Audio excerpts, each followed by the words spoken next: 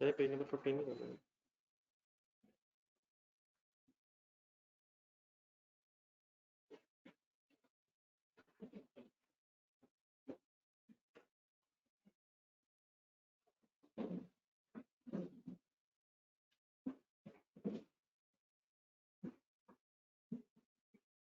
ये ऑनलाइन से उसके बाद पेज नंबर 15 ही कर लेंगे।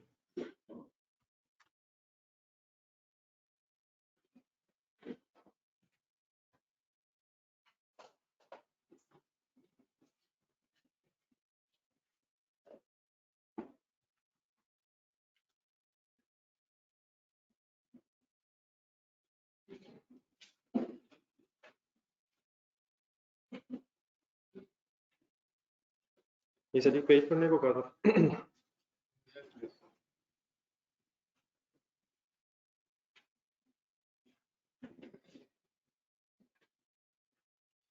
डिस्टिंक्ट गुड्स की डिस्कशन हो रही थी। इधर डेफिनेशन पढ़े जरा डिस्टिंक्ट गुड्स की। एक नजर पड़ा सर, पढ़े दोबारा में सुन। ए पॉइंट में लिखा हुआ जो मेन वर्ड्स जरा ढूंढना था, customer can benefit from the goods on its own, चीजों से कस्टमर फायदा हासिल कर सके। और number 2, each promise is separately identifiable. Words ढूंढना जो मैं बोल रहा हूँ। Customer can benefit from goods with together with own resources on its own। मिला? बी में क्या बोल रहा हूँ? Entities promises separately identifiable।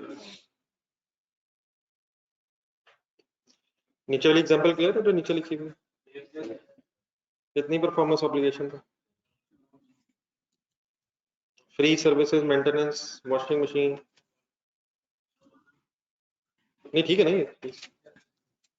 तो जरा नेक्स्ट पेज पे है जरा, जो तीसरी एग्जांपल है।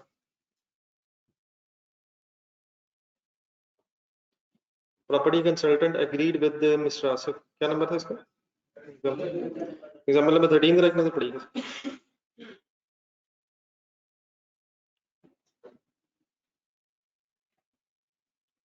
इसमें क्या बना के देना है? हाउस बनाना, हाउस का अंडरलाइन करना है। अब डेफिनेटली जिसने हाउस बनाना है उसको बहुत से काम करने हैं, लेकिन ये जितने काम है क्या ये सारे अलग अलग परफॉर्मेंस ऑब्लिगेशन कंसिडर होंगे या घर एक as a whole performance obligation consider होगा? पिछले पेज पे है सर।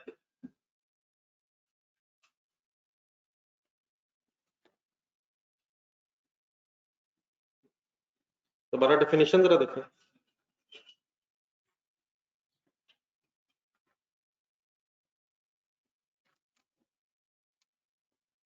असल में बी पॉइंट का इससे मसला है, जो एंटिटी के साथ हमारा प्रॉमिस हुआ है वो सिर्फ घर बना के देना है या अलग ये काम करके देना है?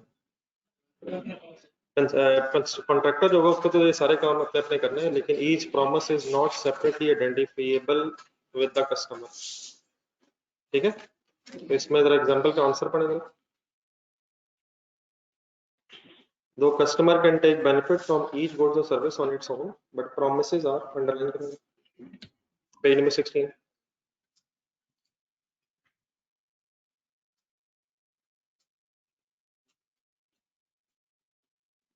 मसला किस जगह है सर? Not separately identifiable. मतलब मैं इसे कंक्लूड करता हूँ अभी, जरा ये बातें जरा ढूंढते रहे जरा। यहाँ तक समझ आ गई मेरी बात? और मैंने क्वेश्चन दिया था पेज नंबर 49 का, वो जरा सामने रखना।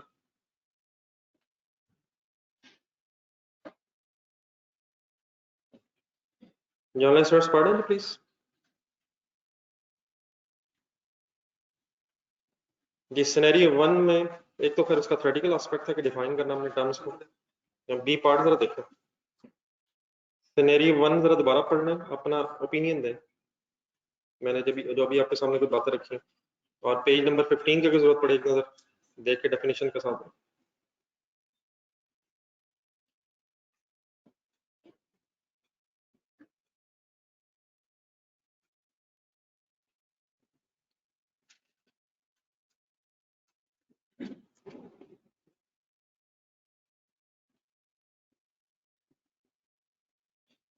इस चीज का कॉन्ट्रैक्ट है नहीं, इंक्लूडिंग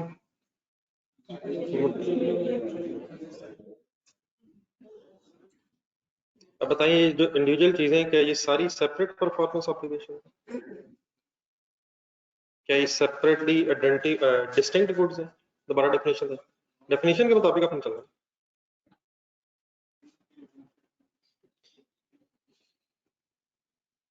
ये पेज नंबर 15 देखो जरा, आंसर बाद में पढ़िएगा। What is the definition of the distinct goods?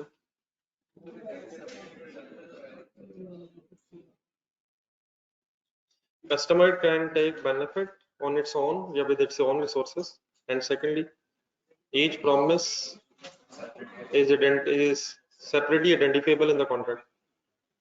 आए इधर वापस,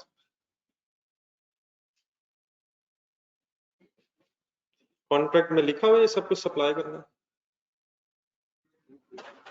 सर जी करना है सर, लेकिन कस्टमर इनसे इंडिविजुअली बेनिफिट्स लेने की पोजीशन में होगा।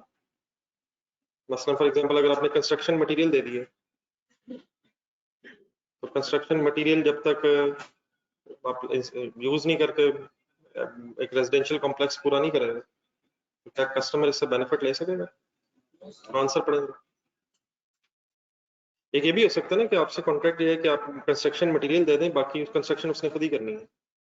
तो अगर कंस्ट्रक्शन उसने खुद ही करनी है, अपने रिसोर्सेज लगा के करनी है, तो आपका काम सिर्फ होगा कि अपने कंस्ट्रक्शन मटेरियल सप्लाई करना है, तो वो आपके सेपरेटली डिस्टिंक्ट गुड्स हो जाएंगे। लेकिन अगर ये सारा अपने काम करने हैं और फिर construction of the residential project ultimately करना है, तो ये सारी चीजें यकीनन इंपॉर्टेंट तो हैं, लेकिन कस्टमर इनसे अलग-अलग बेनिफिट्स ले सकेगा नहीं। सब मतलब दो कंडीशन है ना, एंड है बीच में, इसलिए तो कह रहा हूं पेज नंबर 15 पे देखें, बीच में एंड है।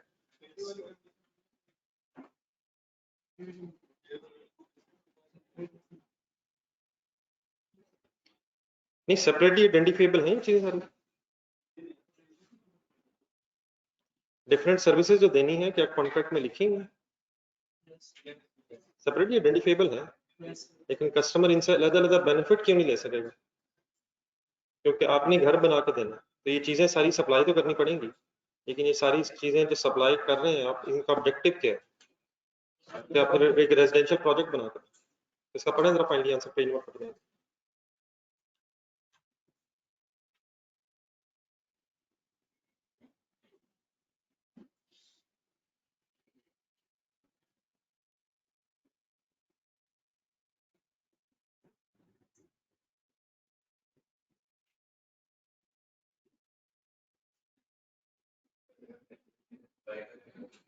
अगर हमने सिर्फ चीजें सप्लाई करनी है और उसके बाद हमने कुछ नहीं करना, तो ये जितनी चीजें हमने सप्लाई करनी है, फिर कस्टमर इनसे खुद फायदा उठाएगा जो उसने उठाना।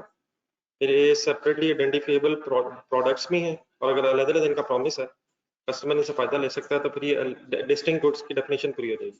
दोबारा कर लीजिए एग्जांपल 16 ढूंढना, पेज नंबर 16।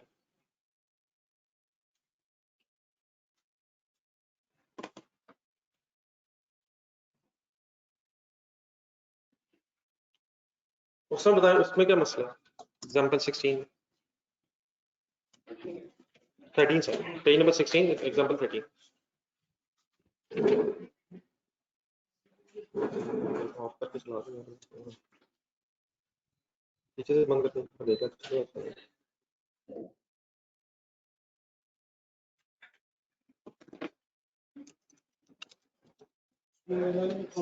वहां किस चीज का कॉन्ट्रैक्ट हुआ था?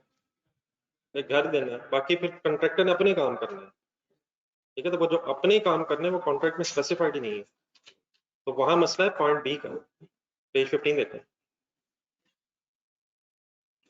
सेपरेटली आइडेंटिफाइबल ही नहीं है, वह घर एज अ होल एक सेपरेटली आइडेंटिफाइबल प्रोडक्ट है, ठीक है। यहाँ पेज नंबर 49 पे यहाँ सब कुछ एक कॉन्ट्रैक्ट में लिखा हुआ है, तो सेपरेटली आइडेंटिफाइबल है ये, लेकिन इन सब कस्टमर बेनिफिट तभी ले सकेगा जब रेजिडेंशियल प्रोजेक्ट कंप्लीट हो जाए, ठीक है। तो उसमें शायद बी का इशू है, इसमें शायद नहीं, जरा देखिएगा 15 डेफिनेशन के, एक सेकंड जरा फाइंड, डेफिनेशन जरा एक सेकंड फाइंड। एग्जांपल नंबर 13 में सेपरेटली आइडेंटिफाइबल नहीं है, वो जो लिस्ट एक बनी हुई है नीचे, ये कॉन्ट्रैक्टर के अपने काम तो है, लेकिन घर बना के देना रिस्पॉन्सिबिलिटी, तो मेरा बी का इशू है। और इस एग्जांपल नंबर पेज नंबर 49 वाली जो पॉइंट 1 है, इसमें सेपरेटली आइडेंटिफिएबल तो है, कॉन्ट्रैक्ट में लिखा हुआ क्या क्या देना है, इंक्लूडिंग क्या क्या सप्लाई करना है, लेकिन इसमें शायद ए का इशू है। ए क्या बी के सेपरेटली आइडेंटिफिएबल तो हैं प्रोडक्ट्स, लेकिन कस्टमर इनसे इंडिविजुअली बेनिफिट लेने की पोजीशन में क्यों नहीं है? तो फिर उसने रेजिडेंशियल प्रोजेक्ट फाइनल कर। ठीक है, एक सेकंड पॉइंट 2 पढ़ लें, फिर मैं इसको जरा इकट्ठा आपके सामने एक दफा फाइनल करता हूँ।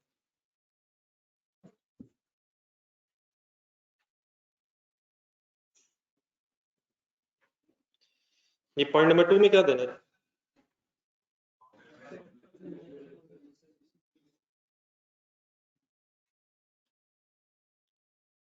सॉफ्टवेयर डेवलपर है कोई, उसने एक सॉफ्टवेयर देना, फीचर अपडेट्स देनी है और पोस्ट इम्प्लीमेंटेशन सपोर्ट देनी है।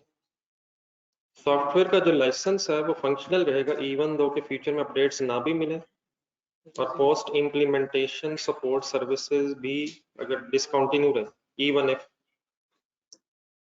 मीन्स से लास्ट लाइन का क्या मतलब बना, क्या सॉफ्टवेयर चलता रहेगा इवन दो के अपडेट्स भी ना हो और इम्प्लीमेंटेशन सपोर्ट सर्विसेज भी ना हो?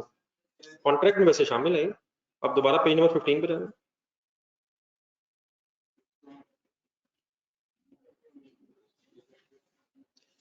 डिसीजन इस वक्त क्या ले रहे हैं, डिस्टिंक्ट गुड्स हैं या नहीं है? Goods, distinct goods and services.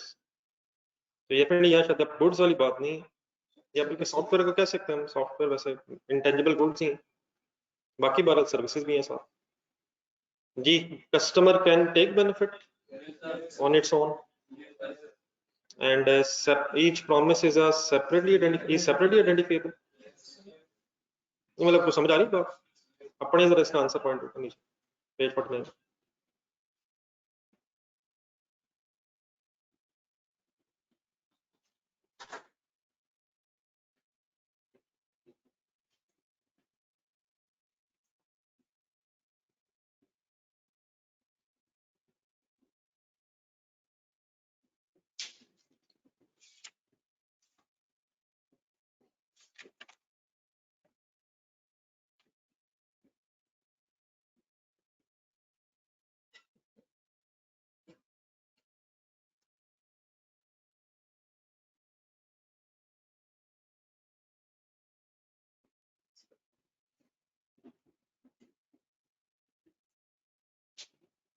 अब इसमें जरा वर्ड से ढूंढने, जरा फर्दर के बाद customer can benefit and entities promise is separately identifiable.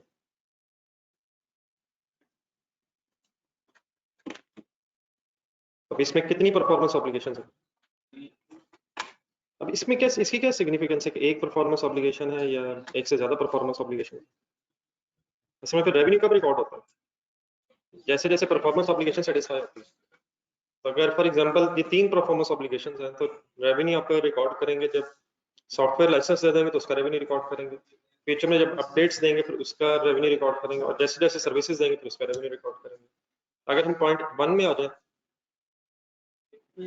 जब एक ही परफॉर्मेंस ऑब्लिगेशन है तो जब तक घर नहीं देंगे तब तक शायद रेवेन्यू रिकॉर्ड नहीं करेंगे अनलेस हमारा वो ओवर टाइम रेवेन्यू वाला क्राइटेरिया मीट हो जाए। ठीक है, तो मतलब ये स्टोरी की जरा सिग्निफिकेंस है बीच में।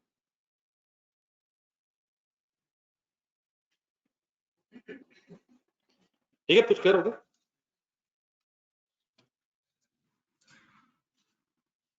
नहीं, कौन सा पॉइंट 1 किस पेज पे? नहीं, इसी पेज पे, पेज नंबर कौन सा है? जी जी, पॉइंट पेज नंबर 49 में पार्ट बी का, हाँ जी, फर्स्ट पैराग्राफ पॉइंट 1 का आंसर है, ऊपर वाले पॉइंट 1 का आंसर है। ये नीचे जो पार्ट बी लिखा हुआ ना, ये पार्ट बी में दोनों पॉइंट्स के अलग अलग आंसर हैं। ये पहला पैराग्राफ जो पार्ट बी में है ये पॉइंट 1 का ऊपर आंसर है, और नीचे जो पार्ट बी में सेकंड पैराग्राफ है, ये जो जरा ढूंढिएगा जरा, ये पार्ट बी में ये जो पॉइंट 1 और 2 जो शायद नंबरिंग नहीं हुई आपके पास, ये फर्स्ट पैराग्राफ पॉइंट 1 का आंसर है, इसके साथ लिखेंगे, और second paragraph part part B में दोनों पॉइंट्स का आंसर है। एक पार्ट ए है वो तो डेफिनेशन से थी, define current term और what is the criteria to be fulfilled for identify for distinct goods, तो उसका एक तो आंसर है ना पार्ट ए का। फिर नीचे पार्ट बी के आंसर में 2 पैराग्राफ्स में पॉइंट 1 और 2 की डिस्कशन।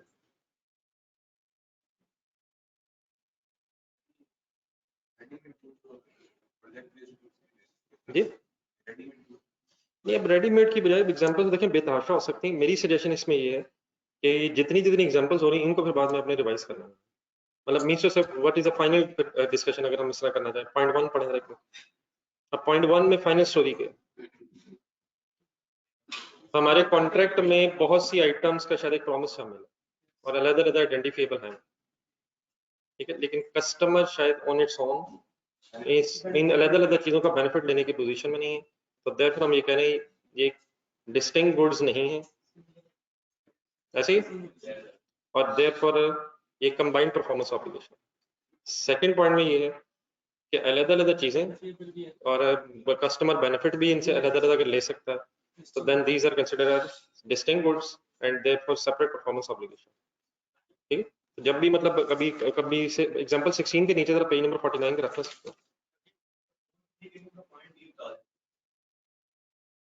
जी पढ़े सर। मेंटेनेंस सर्विसेज जो होती हैं वो एक सीरीज ऑफ गुड्स होते हैं, सीरीज ऑफ सर्विसेज।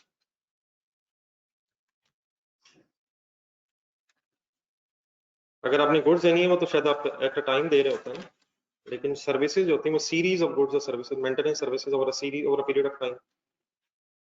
मतलब आपने for example monthly maintenance services देनी है तो उनका सेम पैटर्न ऑफ ट्रांसफर होगा और मुसलसल आप दे रहे हैं, या मंथली पेरोल सर्विसेज है। इसके साथ लिखा जरा ऊपर पेज नंबर 15 पे बी पार्ट के साथ, पेज नंबर 15 बी पार्ट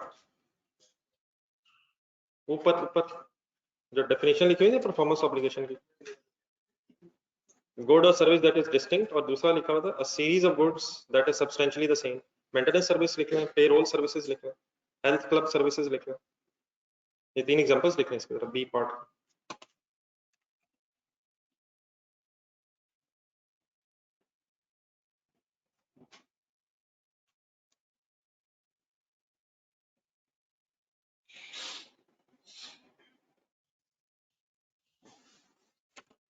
ये ठीक है, प्लीज अब ऑनलाइन स्टूडेंट्स क्लियर होगा।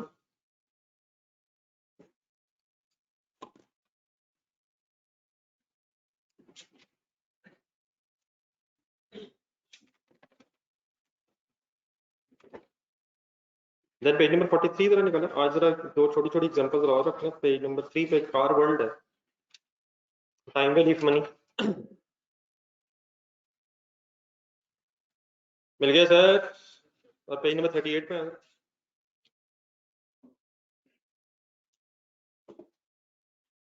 पेज नंबर 38 पे ब्रिलियंट लिमिटेड है। ये सारा ना वो ट्रांजैक्शन प्राइस एलोकेट करते हैं किसकी बेस पे, और अगर स्टैंड अलोन प्राइसेस ना हो कैसे निकाल लेते हैं सर। वो 3 मेथड्स हैं, ठीक है। तो ये जरा अच्छा सा क्वेश्चन है पेज नंबर 38 पे, एक क्वेश्चन नंबर 4 ब्रिलियंट लिमिटेड, और पेज नंबर 43 पे एक कार वर्ल्ड। ये 2 रखना जरा, रिवीजन हो जाएगी।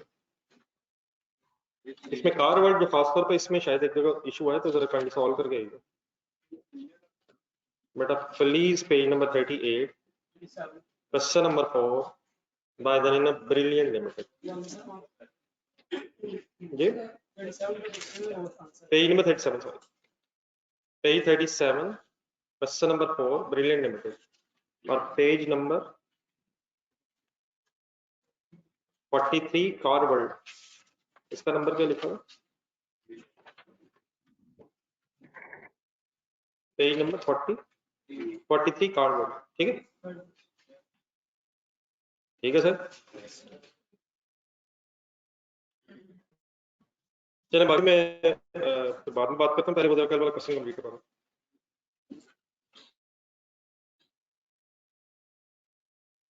तो टाइम मिला उसके लिए, ये पर सेट के लिए सारी फिर वर्किंग करवाते हैं।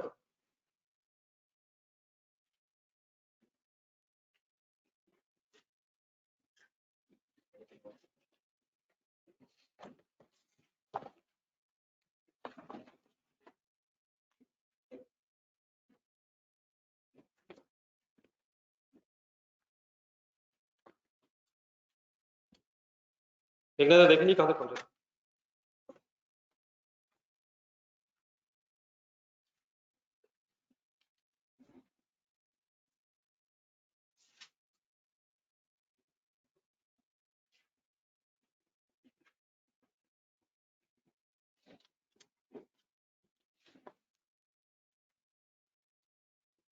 Page number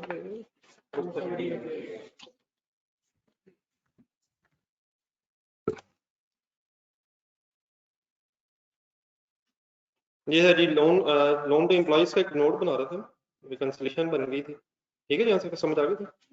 finally statement of financial position में बता दें अमाउंट कितनी आनी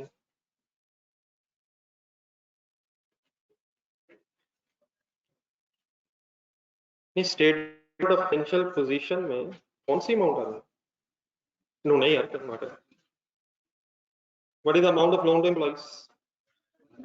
नहीं यार, ओपनिंग आना 330 है, सिर्फ लोन टू एम्प्लॉइज में दो शामिल है। पॉइंट नंबर कौन सा था साहब? Loan to employees and directors लिखना, मतलब टोटल अमाउंट वही ना, उसका बस ब्रेकअप किया था 330। Loan to employees and directors लिखना, जो ब्रेकअप है वो नोट्स में है। स्टेटमेंट ऑफ फाइनेंशियल पोजीशन में कंबाइंड फिगर आ जाएगी। इसमें फिर क्या क्या शामिल है वो फिर नोट नंबर 2 में जो शेयर होल्डर इंटरेस्टेड होगा वो देख लेगा। चलिए हम स्टार्ट करेंगे, हम आगे चलें, ठीक है, याद आ गया सब कुछ। साथ आप कहीं दोबारा जरूरत पड़ेगी तो वो पेजेस, पेज नंबर एक दफा दोबारा बता दो। 218 219 भी साथ है, जब जरूरत पड़े तो मैं बताता हूँ। ये डाटा देखें, स्पीड अप हो जाएगा। नेक्स्ट बताएं क्या रहेगा, कोई और नॉन करंट एसेट? नहीं, trade and receivable non current asset. Any other non current assets है? करंट एसेट की हेडिंग लिखें। करंट एसेट्स का एक सीक्वेंस भी काइंडली हमेशा ज़हन में रखना है। पता है ज़हन में, कोई बात पहले सुनिए मेरे से। सबसे पहले स्टॉक है, स्टॉक इन ट्रेड कितनी अमाउंट है इसकी? 2250। अब स्टॉक इन ट्रेड से रिलेटेड ढूंढने जरा अपने डिस्क्लोजर्स में, कोई डिस्क्लोजर रिकॉर्ड तो नहीं?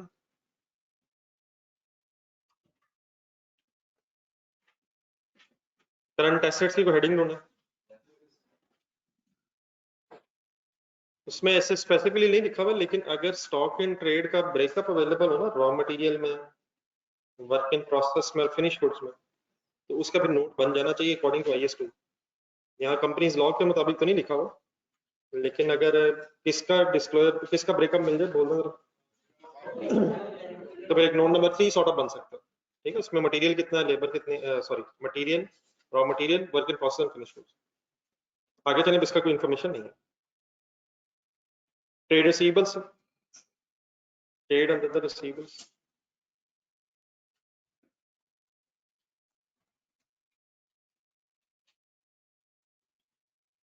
ट्रेड अंडर द रिसीवेबल्स की फिगर बता दो। 3260, 3265। ट्रेड अंडर द रिसीवेबल्स के डिस्क्लोजर्स हैं, जरा देखें, लेकिन वो तब है शायद अगर कोई एसोसिएटेड कंपनी के साथ हो। ये कहीं ढूंढने जरा, पेज नंबर बता।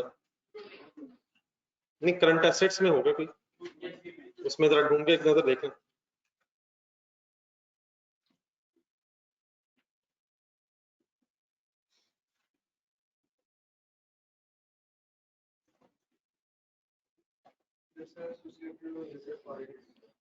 मतलब वो डिस्क्लोजर तब है अगर एसोसिएटेड से कोई या रिलेटेड पार्टी से कोई रिसीवेबल्स हो। तो फिर जरा बोल दो जरा क्या क्या डिस्क्लोजर देना होता है।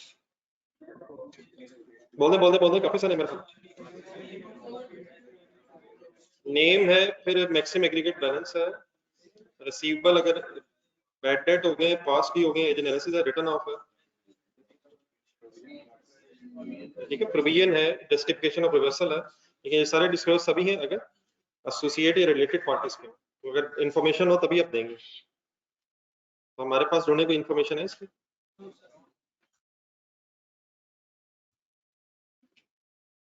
ठीक है।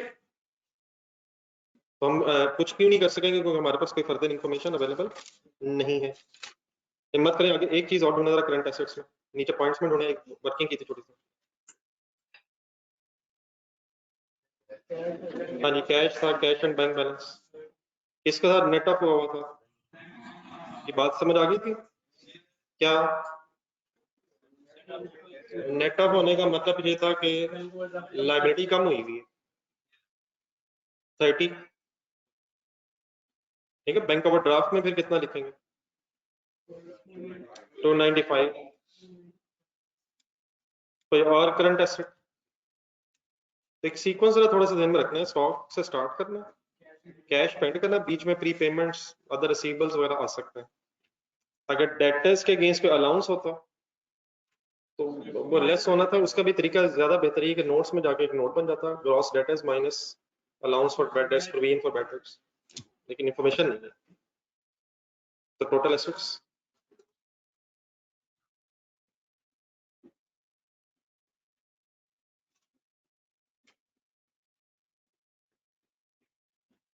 ठीक है sir. Next heading sir, equity and liabilities.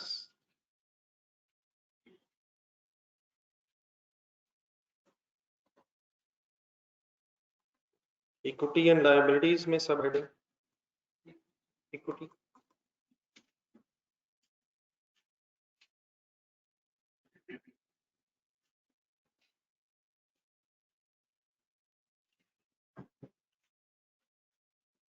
Equity ढूंढना शुरू करें, कंसंट्रेट करना प्लीज।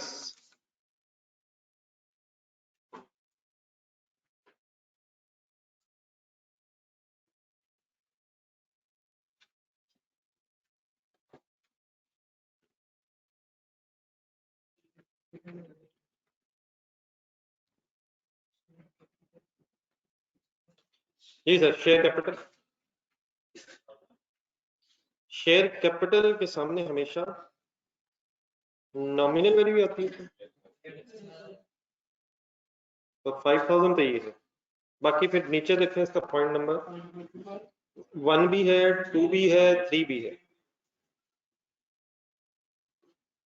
तो ऑथराइज शेयर कैपिटल का तो क्या होना, डबल एंट्री होनी है, डिस्क्लोजर होना। तो इसका तो डिस्क्लोजर होना पे अभी नोट बनेगा। पॉइंट नंबर 2 पढ़े। 130 million shares were issued at a premium of 5 as consideration for purchase of building and plant, and the remaining shares were allotted at par। अब इनका भी ब्रेकअप होना है, पेज उधर देखते जाएगा साथ, तो पेज नंबर 2 में शेयर कैपिटल एंड रिजर्व्स का एक ब्रेकअप बनना है। फिर पॉइंट नंबर 3 एक सेकंड देखें। रिजर्व में रिवैल्यूएशन सरप्लस है, रिवैल्यूएशन सरप्लस के बारे में हमने पढ़ा था कि अलग डिस्क्लोज होना है। अब काइंडली जरा कंप्लीट करवा दीजिए, बाद में आराम से लिखिएगा। अब इस पॉइंट नंबर 2 में क्या शेयर प्रीमियम भी है? सर जी शेयर प्रीमियम भी है। कितना share premium? 130 million shares are issued at premium of 5। Premium of 5 या 5 पे इशू है, तो 130 में से 130 मल्टीप्लाइड बाय 5, तो प्रीमियम अलग प्रेजेंट हो जाएगा 650। लेकिन ऊपर स्टेटमेंट ऑफ फाइनेंशियल पोजीशन में जाए, वहां प्रीमियम अलग नहीं आ रहा। हाँ जी, तो रिजर्व ध्यान रखिएगा, शेयर कैपिटल एंड रिजर्व मिलकर इक्विटी बनती है, और शेयर कैपिटल के अलावा जो कुछ इक्विटी में होता है वो रिजर्व्स के नाम से आता है। तो फिर उसका हम ब्रेकअप कर लेंगे। पॉइंट नंबर 3 में आप देखें, रिवैल्यूएशन सरप्लस भी अलग प्रेजेंट होना है। तो रिवैल्यूएशन सरप्लस के अगेंस्ट फिगर आ जाएगी 190 मिलियन। अब फाइनली फिर रिमेनिंग रिजर्व्स कितने रह जाएंगे? गिवन कितने? 2050 नहीं, 2050 में से 650 की माइनस करो, वो प्रीमियम के सामने आ गए, और 190 रिवैल्यूएशन सरप्लस अलग प्रेजेंट हो गया। तो बैलेंसिंग फिगर 1210। अब डेफिनेटली इस रिजर्व में अभी भी शायद बहुत कुछ होगा। क्या क्या पॉसिबल? रिटेन्ड अर्निंग्स भी होंगी, जनरल रिजर्व, बाकी जितने भी हैं रिटेन्ड अर्निंग्स। अगर फर्दर ब्रेकअप मिल जाता तो शायद रिटेन्ड अर्निंग्स भी अलग प्रेजेंट होनी चाहिए। यहाँ तक आप बना लें। बाकी जो फिगर्स हैं regarding authorised share capital and ये जो परचेज और बिल्डिंग के अगेंस्ट शेयर इशू हो गए, इनका फिर अभी नोट बनना है। एक नोट नंबर 3 कर लेते हैं इसे, यहाँ तक आ जाए।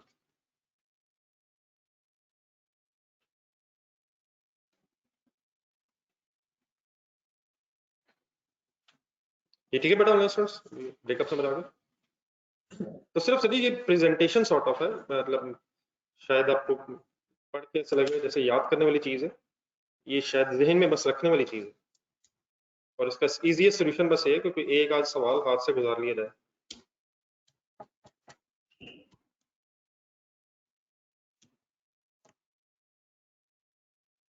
बाकी इंफॉर्मेशन होगी तो आपने डिस्क्लोज करनी है।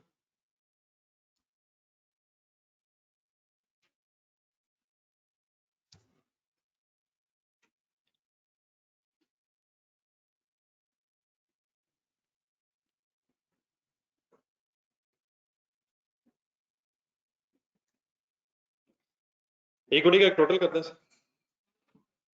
7050।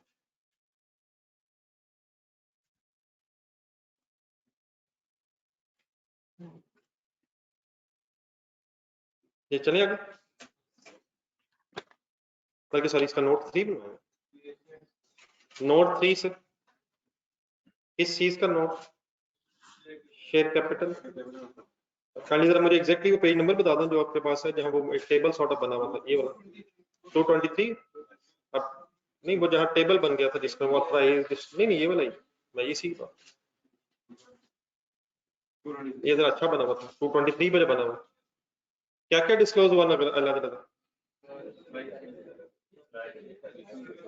प्राइस शेयर कैपिटल अलग है, फिर इशूड फॉर कैश अलग है, issued for other than cash अलग है, फिर बोनस शेयर्स अलग है। लेकिन ऊपर है पेज पे अगर ट्रेजरी शेयर्स हो, रीपरचेज ऑफ शेयर्स, वो अलग as a negative figure show करनी है। और इसमें जरा टेबल में अगर आप देखेंगे तो नंबर ऑफ शेयर्स भी डिस्क्लोज हुए हैं और फिर नॉमिनल अमाउंट भी डिस्क्लोज हुई थी और फिर अल्टीमेट इसकी अमाउंट भी है। कंपैरेटिव अगर डाटा होगा तो कंपैरेटिव भी बना हुआ। तो आइए आप जरा थोड़ा सा ज़हन में रख के अपने क्वेश्चन पर अप्लाई करवाएंगे। ऑथराइज शेयर कैपिटल है जी मेरा, अब पूरा पहले डिस्क्लोजर बनवा दीजिएगा फिर आराम से लिखिएगा।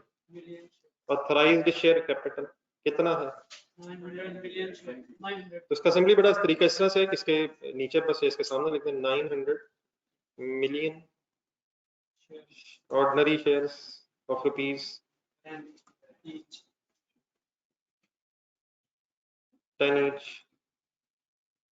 और इसके सामने अमाउंट आ गई 9000, मिलियंस में 9000 मिलियंस ऐसे ही होगा 900 into 10। देन उसके बाद इशूड, नहीं मतलब एक हेडिंग बन जाएगी तरह issued and paid up share capital. फर्क तो है ना जहन में? ऑथराइज्ड हुआ है जो maximum number of shares issue किए हैं, issued and paid up. Pakistani context में issued and paid up share capital same है, पार्टली पेड शेयर्स ना होने की वजह से। तो इसका ब्रेकअप बनवाएं जरा देखते, कोई है इंफॉर्मेशन ऐसी? कौन सी 3 चीजें ढूंढनी है आपने? For cash, other than cash, bonus shares. जी का बोनस शेयर्स, बोनस शेयर्स की तो कोई इंफॉर्मेशन नहीं लग रही। फॉर अदर देन कैश का पता, कंसंट्रेट करना जरा यहाँ। For other than cash, for other than cash 130 million वो प्रीमियम पे इशू हुआ है। तो शेयर्स 130 मिलियन शेयर्स, ये पढ़े सेंटेंस नंबर 2 की बात हो रही है। और ये भी जरा ध्यान से देखना, 130 मिलियन शेयर्स issued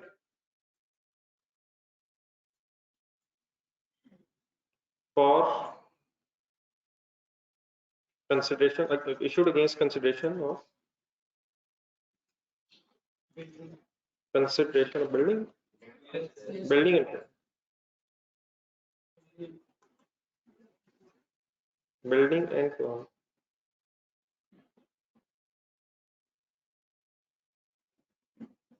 इसके सामने अमाउंट कितनी लिखे? तो 130 मल्टीप्लाइड बाय 15 नहीं सर 10। शेयर कैपिटल का आप डिस्क्लोजर बना रहे हैं तो शेयर कैपिटल के सामने 10 आएगा, 5 आप देखें कहाँ लिख चुके हैं, वो प्रीमियम में लिख लिया। अब इस वक्त हम शेयर कैपिटल का जो 5000 ने इसको रिकंसाइल करने की कोशिश कर रहे हैं। तो इस 5000 में इंटू 10 और इंटू 5 जो था वो प्रीमियम के सामने आ चुका, ठीक है।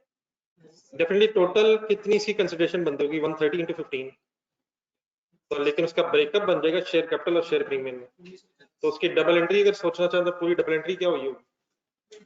बिल्डिंग या प्लांट एसेट वो 15 से मल्टीप्लाई कर गई होगी, लेकिन उसके against share capital and share premium में इंटू 5 में कर चुका हूँ।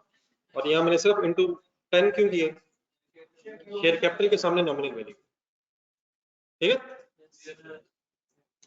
Any confusion? नहीं वो रिमेनिंग, वो तो मैं आ रहा हूँ रिमेनिंग पर।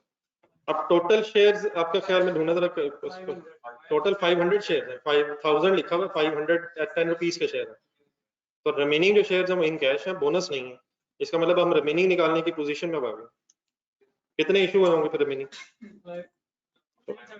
ये समझ आ रहा है? 500 जो बोल रहा हूँ, शेयर कैपिटल के सामने 5000 लिखा हुआ ऑफ रुपीज 10 ईच, तो 500 मिलियन शेयर्स हैं, उनमें से 130 million according two point number 2 issue हुए हैं फॉर अदर देन कैश, तो रिमेनिंग फिर 370 मिलियन बनेंगे इशू फॉर कैश। तो वो पॉइंट नंबर 2 की लास्ट लाइन आपने पढ़ी है, remaining shares were allotted at par, और ये इशू भी पार पे हुए हैं। पार किसे कहते हैं? Face value, nominal value, par value, और for consideration paid in cash. तो उसका एक सेंटेंस अलग बन जाएगा। 370 मिलियन समझ आ गया सबको कैसे निकालना है? एक बैलेंसिंग फिगर है, million shares issued for cash, 370 into 10, 3700, तो 5000 का ब्रेकअप इस तरह से। क्लियर? ठीक है।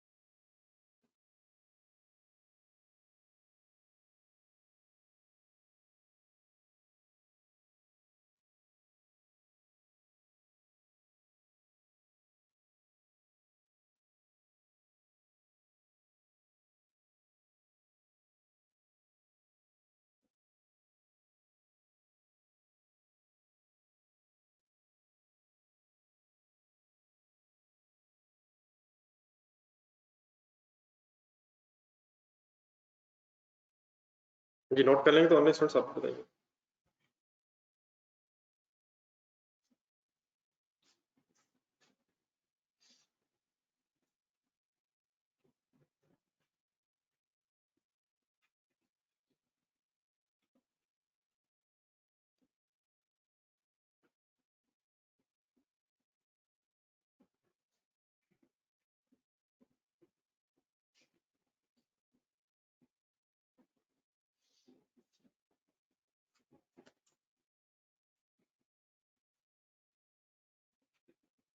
जी नोटेड है प्लीज, आगे चलेंगे जिन्होंने कर लिया देखिए ढूंढे आगे।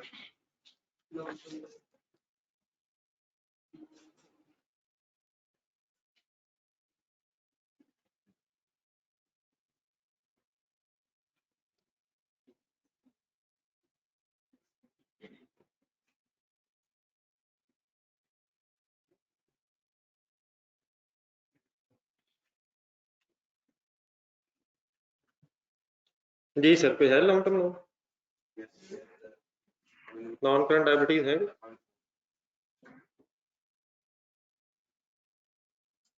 जी पॉइंट 4 देखें, करवा दें जरी, करवा दें, हिम्मत करें। दो चीजें हैं बीच में, हेडिंग बनेगी नॉन करंट लायबिलिटीज। जी हाँ जी, अगर एसोसिएटेड रिलेटेड पार्टीज है उसका फिर डिस्क्लोजर भी देना है, कोई ऐसा पढ़ लेते हैं। Point number 4, long term liabilities comprises of long term loan of 1100 million, out of which 250 million is payable on 30th November। जी क्या करें सर? नॉन करंट लायबिलिटी है, ये करंट है? कितना नॉन करंट है? करा दे final. Loan from bank, loan from bank sir 1100 minus 250, minus 250 क्यों किया? करंट किसे कहते हैं? Amount payable within next 12 months. let me complete। Current liabilities में फिर वर्ड क्या रहता है? Current portion of long term loan.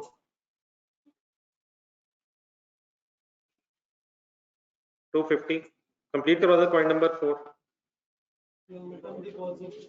Long term deposits में है। लॉन्ग टर्म डिपॉजिट्स किससे हैं? लॉन्ग टर्म डिपॉजिट्स या शॉर्ट का एक डिस्क्लोजर पड़ा था, जरा ढूंढने जरा, सिक्योरिटी डिपॉजिट्स का डिस्क्लोजर पड़ा था, वो करंट लायबिलिटीज वाला था। देखिएगा जरा कहाँ है। नहीं, सिक्योरिटी डिपॉजिट वाले के सेपरेट बैंक अकाउंट में रखने हैं, कितने यूटिलाइज हो सकते हैं पैसे, जितने नहीं हो सकते। जरा ढूंढे कौन सा पेज पे, ये शॉर्ट टर्म में था, अगर करंट लायबिलिटीज में।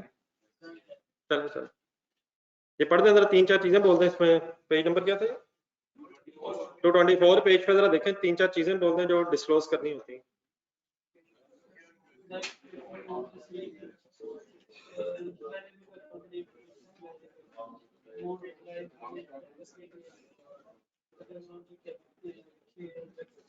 उन्होंने को ऐसी इंफॉर्मेशन तो नहीं है,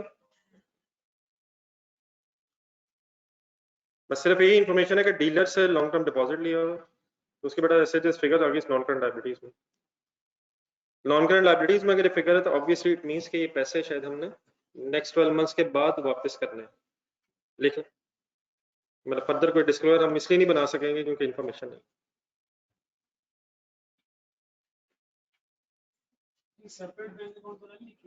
नहीं, हमारे पास इंफॉर्मेशन ही नहीं है। नहीं मतलब अगर इंफॉर्मेशन होगी तो तभी है। अगर हमें बताया गया होगा कि इसमें से कितने पैसे यूटिलाइजेबल हैं, कितने नहीं हैं, सेपरेट बैंक अकाउंट में रखवाए हैं नहीं, तभी हम शेयर होल्डर्स को बता सकते हैं। जी जी, नहीं हमेशा नहीं है, ये आपने डिस्क्लोज करना है कि क्या ये रखे हुए हैं, ये हमेशा वाली बात नहीं। कौन सा पेज पढ़ रहे हैं? नहीं, उसमें ये लिखा हुआ कितना यूटिलाइज उसमें से किया है, कितना यूटिलाइज कर सकते थे। उसमें इंफॉर्मेशन ये देनी है शेयर होल्डर्स को कि क्या ये पैसे यूटिलाइजेबल हैं, अगर हैं तो इसमें से कितने यूटिलाइज हुए हैं, कितने अनयूटिलाइज हैं, क्या इन्हें अलग बैंक अकाउंट में रखा हुआ है। ये सारी इंफॉर्मेशन होगी तो बताना, ये हमेशा नहीं है, ये रिक्वायरमेंट नहीं, ये लॉ नहीं कहता कि अलग रखने हैं। नहीं सर, अगर नहीं होते तो लिख देंगे, लेकिन अगर वो इजाजत देते जिसने पैसे दिए तो भी कर लेंगे। नॉर्मली शायद यूटिलाइजेबल ही होते हैं। यूटिलाइजेबल का मतलब ये नहीं कि लोन खत्म हो जाएगा। एंट्री बोलेगा अगर किससे डिपॉजिट मिला तो बाद में ये कैश आपके पास आप इस्तेमाल नहीं कर सकते, अपने लिए इस्तेमाल कर लें, लेकिन बाद में जब वक्त आएगा तो अदा कर दें।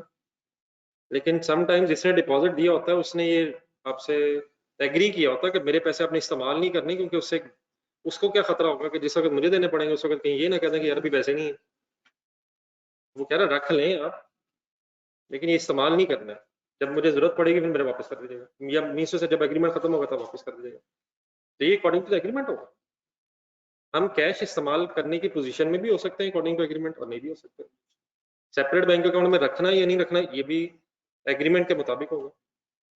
तो अगर ये है तो डिस्क्लोज हो। ये जितने डिस्क्लोजर्स हैं ये हमने शेयर होल्डर्स को बताने हैं अगर इसके रिलेटेड कोई इंफॉर्मेशन हो। ये कोई लीगल प्रोविजन नहीं कि इन्हें अलग जरूर रखना है, ये इस तरह से नहीं है। या कोई सवाल हो रहा है आपका? क्लियर होगी बात या कोई और सवाल है?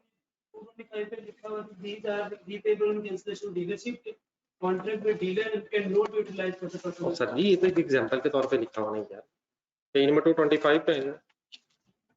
और सर जी ये नीचे जो पढ़ रहे थे ना, ये जितनी एग्जांपल है ये तो किसी कंपनी की उसने उठा के एज इट इज यहाँ कट पेस्ट कर दी है, और अकॉर्डिंग उस एग्रीमेंट के मुताबिक ये नहीं होंगे वापस करने।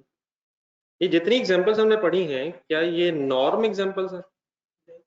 ये तो एक स्पेसिमेन बना हुआ यार। ICAP ने ये जब लिखी होंगी तो डिफरेंट कंपनीज की फाइनेंशियल स्टेटमेंट्स में कट पेस्ट की है कि उसमें ये एग्जांपल बनती है इसकी, इसमें ये एग्जांपल बनती है। जिस तरह कंटीजेंट लायबिलिटी वाली हमने पढ़ी थी, क्या हर कंपनी का कोई ना कोई कोड में वो कंपटीशन कमीशन में पैसा कोड, वो तो हमने सिर्फ एक एग्जांपल के तौर पर पढ़ा था कि इसको कैसे लिखना है।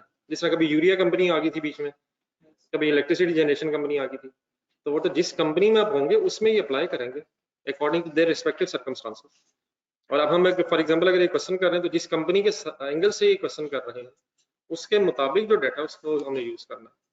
तो अब इस केस में हम इंफॉर्मेशन ना होने की वजह से फर्दर ब्रेकअप करने की पोजीशन में नहीं है। वो उस कंपनी के एंगल से लिखा हुआ था कि वो उस कंपनी को जो डिपॉजिट मिले हैं वो उसने सेपरेट अकाउंट में रखे हुए हैं और वो शायद उसका परमिशन नहीं है कि वो यूटिलाइज कर सके, लेकिन अगर परमिशन होगी तो हम शेयर होल्डर से बता दो। Okay please, is there any other confusion sir? आगे चलिए जी, माइंड अप करवा दो। उन्होंने अब नॉन करंट लायबिलिटी तो खत्म होगी ना, पॉइंट नंबर 5 बीच में शामिल करना जरा। ट्रेड एंड अदर पेबल्स में क्या शामिल है? माइंड अप करवाएं सर। अनपेड और अनक्लेम डिविडेंड अलग-अलग दिखाना है, ये जरा ढूंढ के बताएं कहाँ लिस्ट बनी हुई थी ये 5-6 चीजों की। पीछे पीछे रिवैल्यूएशन सरप्लस था, अनपेड डिविडेंड था, अनक्लेम डिविडेंड था, पेज 217 के एंड पे ढूंढे जरा 5-6 चीजें।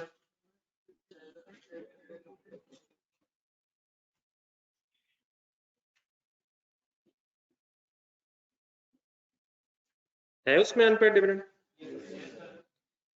शामिल है 1610 में, तो -18 हो गया 1592। और अनपेड डिविडेंड वैसे मींस क्या है? ये तो पेएबल है, सिंपली ये पेएबल है।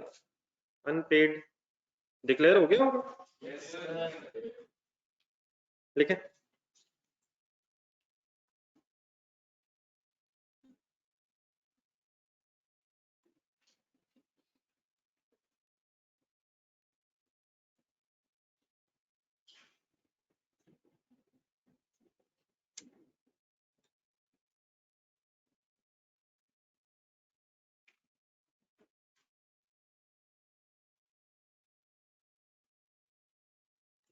जी बैंक पर ड्राफ्ट 265 प्लस 30 कंफर्टेबल है सर?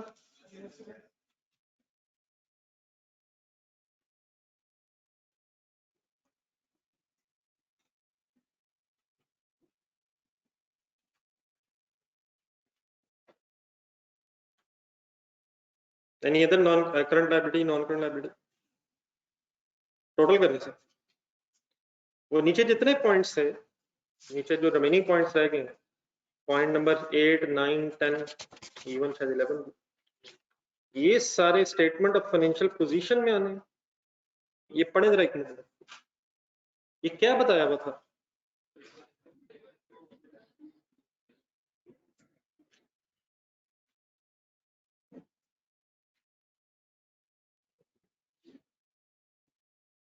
ये क्या बताया हुआ सर?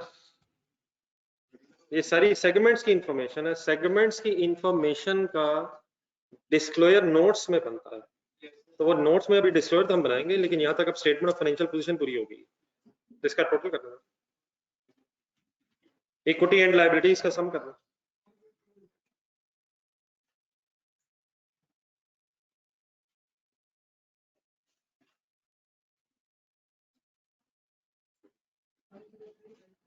वन 103,9,5 चलिए इस टोटल को बस करके जरा जाए नोट्स की तरफ। अब जरा सारा फोकस काइंडली शिफ्ट कर लें और आई थिंक शायद बेहतरीन एक रिवीजन सी हो जाएगी जो आपने डिस्क्लोज बनाया, जो डिस्क्लोज आपने रिवाइज किए। हेडिंग बनवा दें सर, हेडिंग तो बनवा दो बनवाए सर, ये हेडिंग तो बनवा दो, क्या करने लगे इस वक्त? ऑपरेटिंग सेगमेंट रिजल्ट्स नहीं वो तो मतलब आता हूँ मैं फर्दर उस पर। ऑपरेटिंग सेगमेंट डिस्क्लोज बनाने लगे ना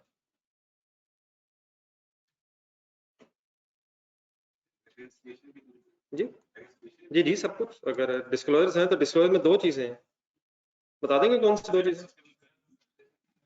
यार इस तरह तो ना करेंगे, मैंने खास तौर पर कहा था अगर नहीं देखा तो अभी देख लो। नहीं हेडिंग्स तो कम से कम बता देंगे, इसका मतलब मैं जज्बाती ना ही हूँ। कम से कम हेडिंग तो बता दें यार, क्या घर देखिए, अगर नहीं देखी तो अभी देख लें यार, खुदा के लिए यार ये तो ना करेंगे।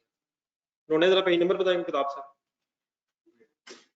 एक डिस्क्लोजर दिए जाते हैं रिपोर्टेबल सेगमेंट के, ये को पेज नंबर बताएं, वहां 7 उंगली रखिएगा।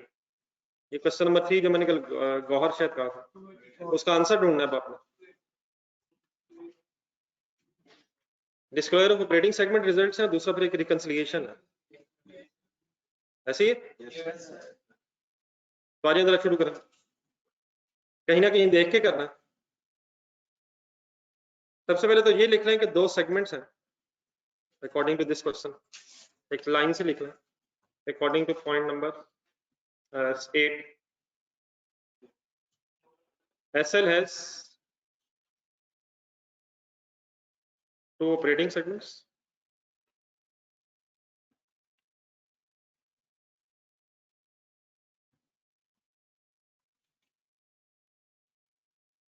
on the basis of geographical locations.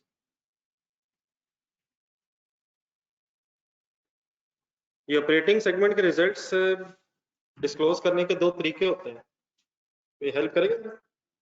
Geographical location word ध्यान में रखें। आपने जो घर से सवाल किए उसमें जो सेगमेंट्स बने हुए हैं वो कई लोकेशंस के हिसाब से, प्रोडक्ट्स के हिसाब से, तो आपने सोडा ऐश, पॉलिएस्टर इस तरह देखा है, तो प्रोडक्ट्स के एंगल से भी बन जाते हैं और एरियाज के एंगल से भी, कॉन्टिनेंट्स, कंट्रीज, या आप नॉर्थ साउथ रीजन लिखा हुआ शायद, ठीक है। तो फर्स्ट ऑफ ऑल एक स्टार्टिंग लाइन लिखना है,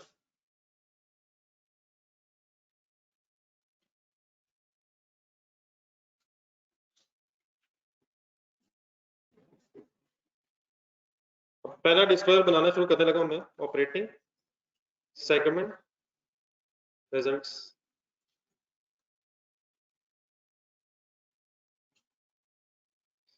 पॉइंट नंबर 8, 9, 10, 11 ये 4 पॉइंट्स आपने सामने रखने हैं, और मैंने जानबूझ के आपसे शायद कुछ बातें ऐसी करनी है जो आपका टेस्ट ले सके। बताएं कॉलम किस किस का बना? नहीं बता देना, नाम बताए, नाम बताए। नॉर्थ साउथ, हाँ जी बिल्कुल ठीक है।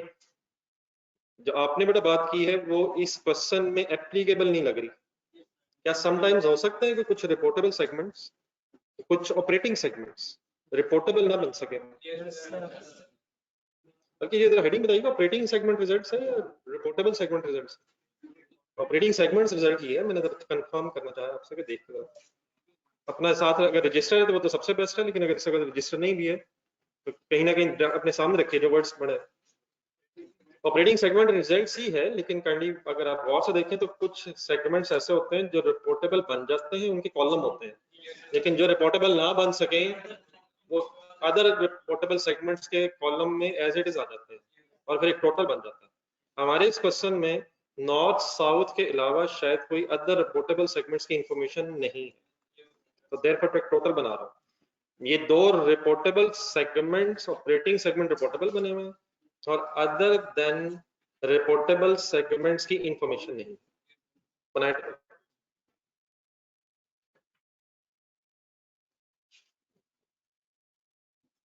आई रिक्वेस्ट काइंडली छोटी छोटी चीजों को भी इक्वल इंपॉर्टेंस देनी है। मैं भी आपके साथ इंशाल्लाह 2 दिन में फाइनली एक रिवीजन प्लान शेयर करता हूँ, तो जो जो चीजें मैं उसमें खास तौर पर मैंने वो चीजें जरूर लिखनी है जो आप आपका ध्यान जिधर नहीं जाना है, तो ठीक है आपने अपनी तरफ से जो मर्जी करना हो, लेकिन काइंडली इसको सीरियस कीजिएगा।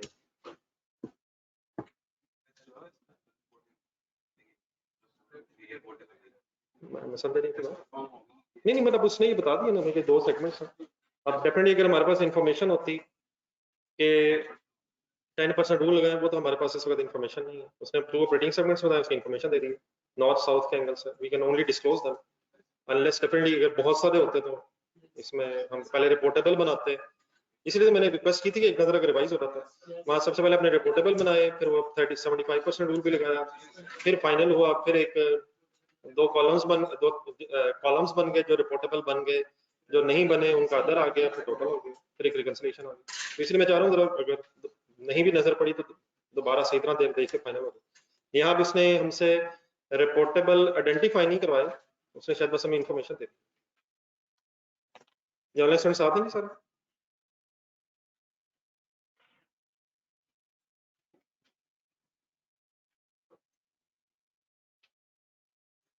ये पहली हेडिंग चाहिए जी आपसे,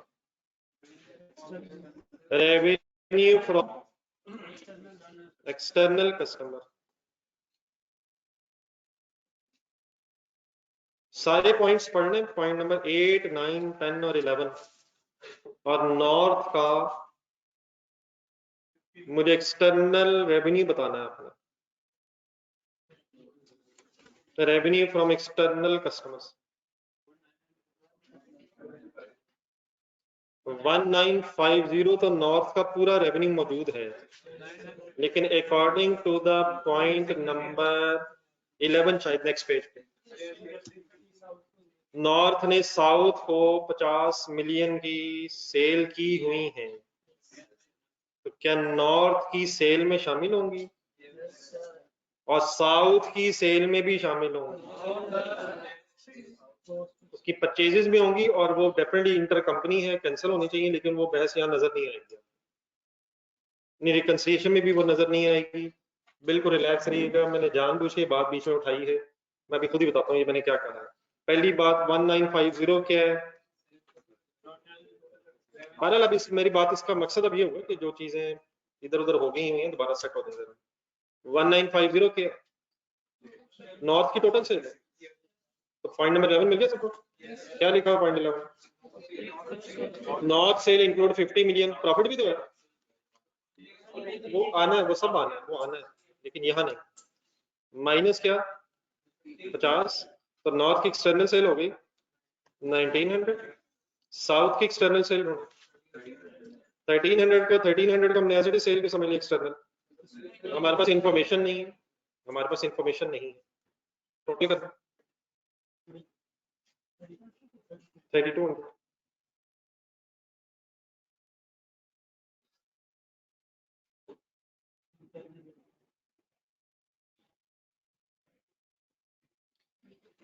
आगे हिम्मत नहीं, एग्जैक्टली वर्ड देख के बोलो, मेरा ख्याल कोई वर्ड बदले ना, बस वही ढूंढना है, जो 4-5 हेडिंग से ही बस वही देना, इंटर सेगमेंट से।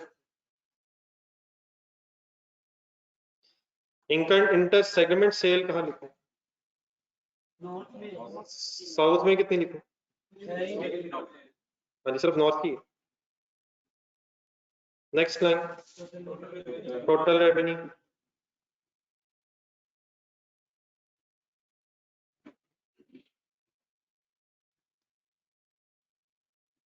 टोटल रेवेन्यू इकट्ठा करें 1950, 1300, 320।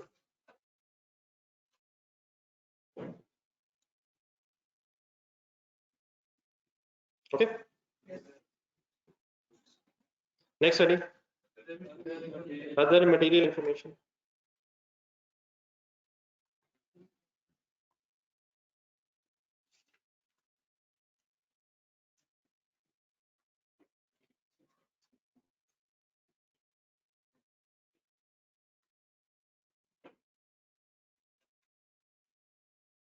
जी अदर मटेरियल इंफॉर्मेशन में एक नजर देख लें क्या क्या आता है। एक्सपेंसेस आते हैं, प्रॉफिट आता है, एसेट्स आते हैं, लाइबिलिटीज आती हैं। वो 10% रूल में नहीं है लाइबिलिटीज, अदरवाइज डिस्क्लोजर में लाइबिलिटीज है, लेकिन ये भी गौर से देखना पड़ना।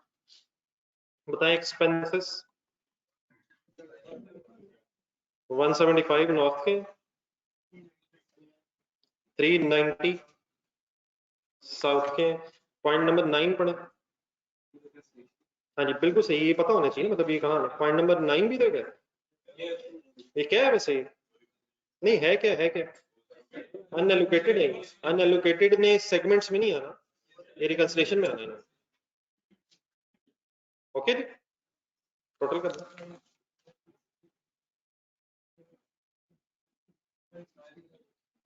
565। नेक्स्ट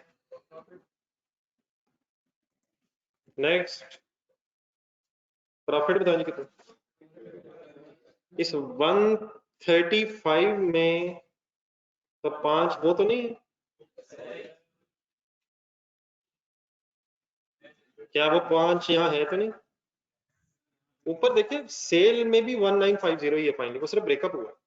नॉर्थ की सेल में 50 भी है, सिर्फ एक्सटर्नल और इंटरनल अलग दिखाया है, तो वो रिकंसिलिएशन में है। वो यकीन इंटर कंपनी प्रॉफिट है, इंटर सेगमेंट प्रॉफिट है, उसमें रिकंसिलिएशन में से लेस होगा। ओके देख लेना वहां कोई प्रॉफिट में हमने एडजस्टमेंट नहीं की हुई, वहां उन पिछले सवालों में भी की हुई, सिर्फ सेग्रीगेशन हुई है कि इंटरनल और एक्सटर्नल सेल कितनी है। जी साउथ का प्रॉफिट था 70, टोटल हो गया 205।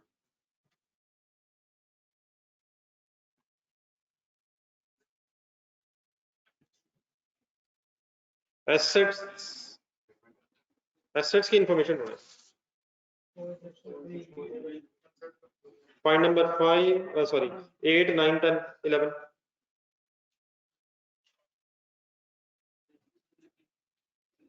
जी सर, गेम डाली भी उसने। हाँ जी 4/7 और 3/7 करना पड़ना है किसको, किसके एसेट्स को? बिजनेस के एसेट्स को। नॉर्थ और साउथ में बिजनेस के एसेट्स पता है आपको? ढूंढने जरा। नहीं बेटा बिजनेस के एसेट्स 300 नहीं है, 300 क्या है, 0.9 क्या है, 0.9 क्या है, 0.9 क्या है, ये 300 क्या है, बिल्कुल ठीक आपने देखा, लेकिन ये 300 क्या है? बिजनेस के एसेट्स नहीं है, बिजनेस से अनएलोकेटेड एसेट्स है। बिजनेस के एसेट्स आपकी स्टेटमेंट ऑफ फाइनेंशियल पोजीशन में है। बिजनेस के एसेट्स अपनी स्टेटमेंट ऑफ फाइनेंशियल पोजीशन में देखें कितने बिजनेस एसेट्स, कंसंट्रेट करें फुल, जरा बोर्ड पे देखें, पता है बिजनेस के टोटल एसेट्स कहां कहां?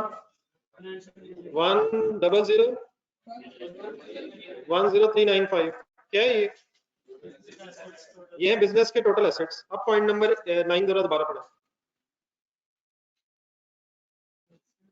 क्या इसमें 300 होंगे? ये क्या है 300? ये सर मैं उसने शायद थोड़ा सा रिवर्स हमें बताने की कोशिश की है। ये रिकंसिलिएशन जरा कोई निकालें पुरानी, कोई रिकंसिलिएशन बनती है? और रिकंसिलिएशन का कॉन्सेप्ट क्या है? जरा देख के सेगमेंट के रिजल्ट्स को बिजनेस के रिजल्ट से मैच करते थे, तो बिजनेस के एसेट्स में क्या 300 आ रहा होगा? लेकिन हम अब शायद वापस आना चाह रहे हैं, रिकंसिलिएशन रखा ना सामने। स्टार्टिंग पॉइंट क्या होता है? सेगमेंट के अपने एसेट्स लायबिलिटीज, सेगमेंट के अपने एसेट्स लायबिलिटीज, फिर एडजस्टमेंट, क्या क्या हेडिंग होती थी? अदर एडजस्टमेंट्स, कुछ और था शायद नाम, या अदर एडजस्टमेंट्स, वहां पे प्लस करके टोटल तक पहुंचता था। तब ये 1030 कहां से उठाया, 10395 कहां से उठाया? ये sort of statement of financial position में वो जो आखिरी फिगर वो है। अब हमने यहां से वापस आना है सेगमेंट्स की तरफ, तो इसमें 300 है, क्यों माइनस करो? इस वक्त हम सिर्फ और सिर्फ सेगमेंट्स की इंफॉर्मेशन फाइंड आउट करना चाहते हैं, और then therefore multiplied by 4/7 and 3/7 होना। किसने 4/7 और 3/7 होना? अनएलोकेटेड नहीं, या एलोकेट जो होने, अनएलोकेटेड भी आने हैं लेकिन रिकंसिलिएशन में। तो वाई 300 माइनस, ताकि सेगमेंट्स के एसेट्स आ जाए, उसमें से फिर 4/3 या 3/3, 4/7 एंड 3/7 फिर एलोकेशन हो जाए। नहीं क्लियर हो गया प्लीज? 5 7 6 9 and 4 3 2 6 and 100,9। ये 100,995 क्यों रह गया? ये तो 10395 था। अब वो 300 जो है हम रिकंसाइल करेंगे टोटल के साथ, वो सेगमेंट्स के नहीं है, अनएलोकेटेड है, कोई रिसर्च एंड डेवलपमेंट डिपार्टमेंट के होंगे, कोई हेड ऑफिस के होंगे, which are not allocable to the operating segment.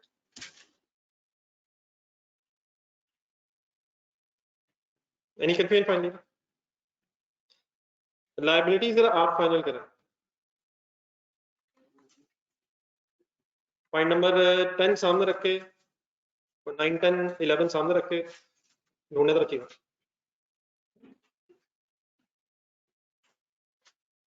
Online student समझ जरा नॉर्थ की फिगर बतानी है.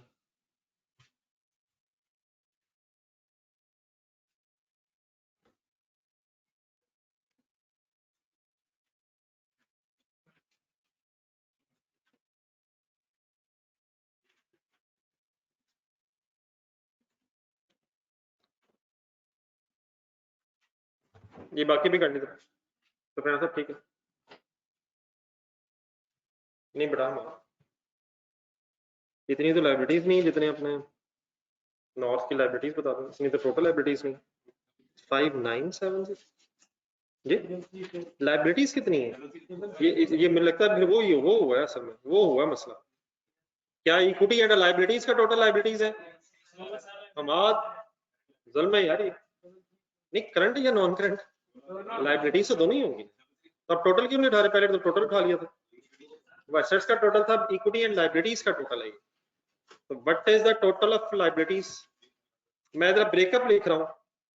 850 लोन था, 340 है, डेफिनेटली प्लस करना. मैं जरा लाइबिलिटीज का सम करने लगा हूँ आपके सामने. और कौन सी लाइबिलिटी? 159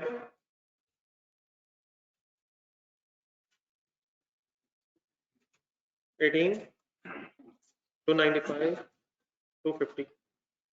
ओके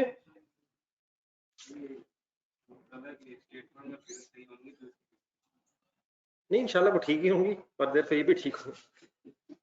नहीं देखिए एग्जाम हॉल में तो फिर ठीक है ना जो है. लेकिन बहरहाल ये नहीं, लेकिन ये बहरहाल इस तरफ ना जाएं काइंडली. इस तरफ अगर हम चले जाएं तो मायूसी के अलावा कुछ नहीं है, और वो शायद गलत भी है कि अगर वो फिगर हमारी ठीक नहीं है तो ये भी कैरी फॉरवर्ड वाली गेम नहीं. एग्जामिनर डेफिनेटली अगर इन चक्करों में पड़ जाए, मैंने आपको कई दफा कहा है कि आप शायद आगे होते कि एएफसी में, मैं शायद नहीं होता. ये लाइब्रेरीज मैंने इकट्ठी की है सर. तो 4/7 एंड 3/7 था. 1911 1434 3345. ठीक है प्रेशर होता है, सब कुछ होता है, लेकिन एक हद से ज्यादा नेगेटिविटी भी नहीं होनी चाहिए. एक हद से ज्यादा समटाइम्स लगता है ऐसा कि जो हम पढ़ने में नहीं आना. पर ठीक है, we can only do what we can. जी सर आगे चले सर. बैलेंस शीट मैच कर लें सर. नहीं मैच नहीं करनी.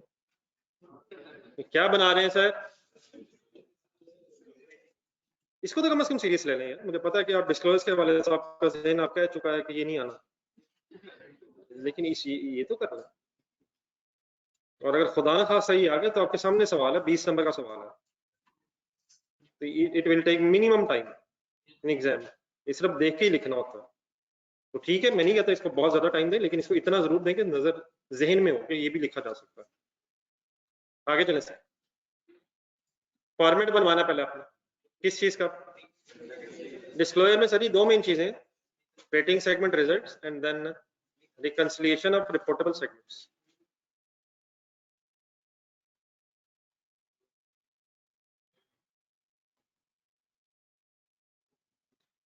Reconciliation of reportable segments columns बनवाएं पहले. हाँ जी, यहाँ सिर्फ पहले रिपोर्टेबल सेगमेंट्स है. हाँ जी रिपोर्टेबल सेगमेंट हेडिंग लिख लेते हैं ताकि जरा रिवाइज हो जाए. वैसे डेफिनेटली इसकी जरूरत नहीं शायद. अब यहाँ रिपोर्टेबल सेगमेंट वाले कॉलम में करेंगे क्या? हाँ जी नॉर्थ और साउथ को इकट्ठा करेंगे. जिस तरह अगर आपने घर में क्वेश्चन अटेम्प्ट किया तो पॉलिएस्टर, केमिकल, सोडा एश को क्लास करके आपने यहाँ लिखा, अदर एज इट इज आया. ठीक है, तो अदर है नहीं, मैं इसलिए लिख रहा हूँ ताकि जरा डैश सामने आ जाए. Other segments, other reportable segments बिल्कुल other than reportable. Other than reportable segments का मतलब जो 10% थ्रेशोल्ड, 10% लिमिट और फिर 75% नहीं बनाते बनाते भी जरूरत नहीं पड़ी। समटाइम तो हो सकता है ना 10% रूल के बाद भी अपने को 75% रूल अप्लाई करने के लिए जरूरत पड़ जाए, लेकिन अगर किसी को रिपोर्टेबल नहीं बनाया तो वो अदर देन रिपोर्टेबल सेगमेंट्स। अगले कॉलम्स के नाम बता दो। हाँ जी, elimination of inter segment results, inter segment transactions,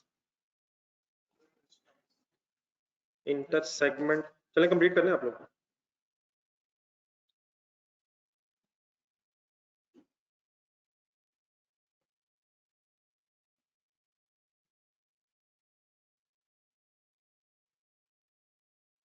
other adjustments,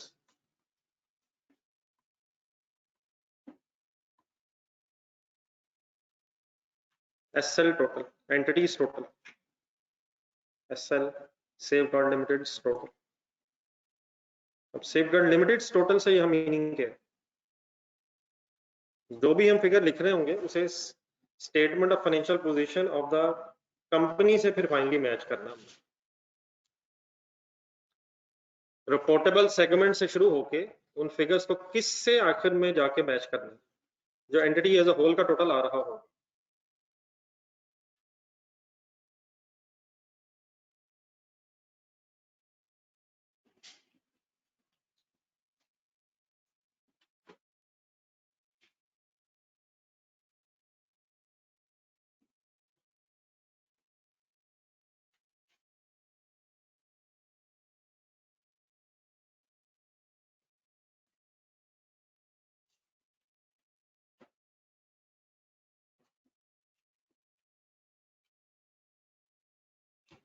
पहले आपने बनवाना है कैंडी, और पिछला जरा कहीं ढूंढ के ना, पिछला कहीं ढूंढ के इस क्वेश्चन पे फिगर्स अप्लाई करके जरा ढूंढ के लिखवानी है।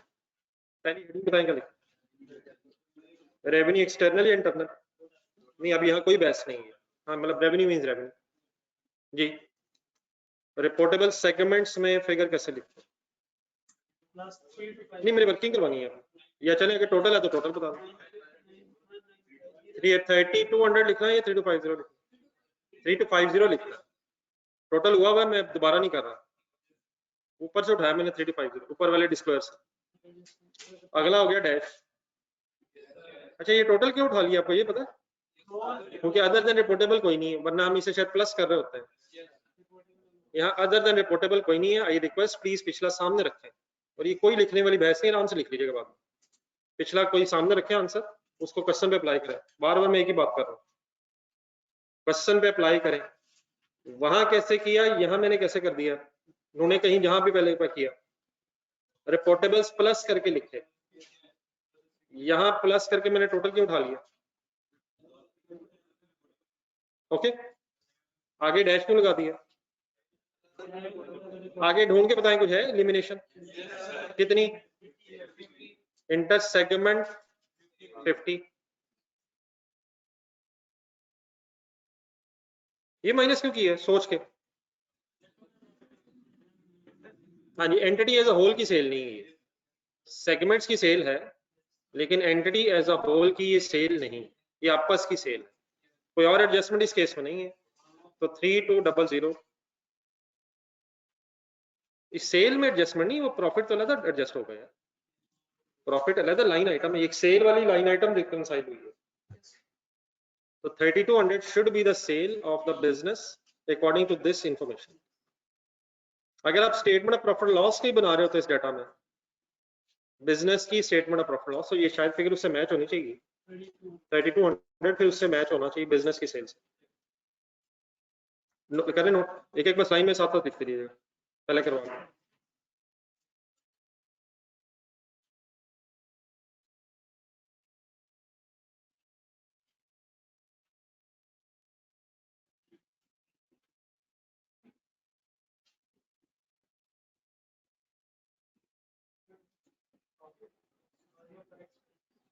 नहीं नहीं, वो तो एक्सपेंसेस आने हैं पहले, नहीं जाना प्रॉफिट पहले आना, प्रॉफिट तभी आना जब आना है सर। क्या हो सर, रेवेन्यू के बाद क्या लिखूं?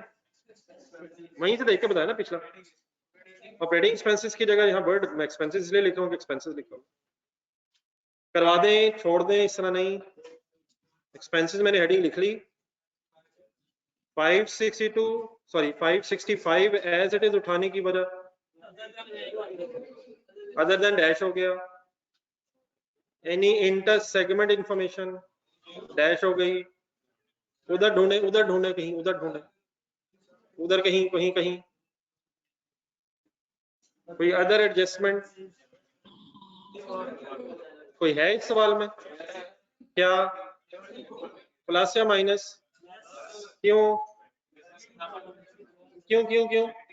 हाँ जी, ऑपरेटिंग सेगमेंट्स में नहीं है ये, अदर देन ऑपरेटिंग सेगमेंट है। हम एंटिटी एज अ होल क्या एक्सपेंस फाइंड आउट करना चाहते हैं, तो इधर से उधर जाते हुए होपफुली आपको कुछ याद आ जाएगा।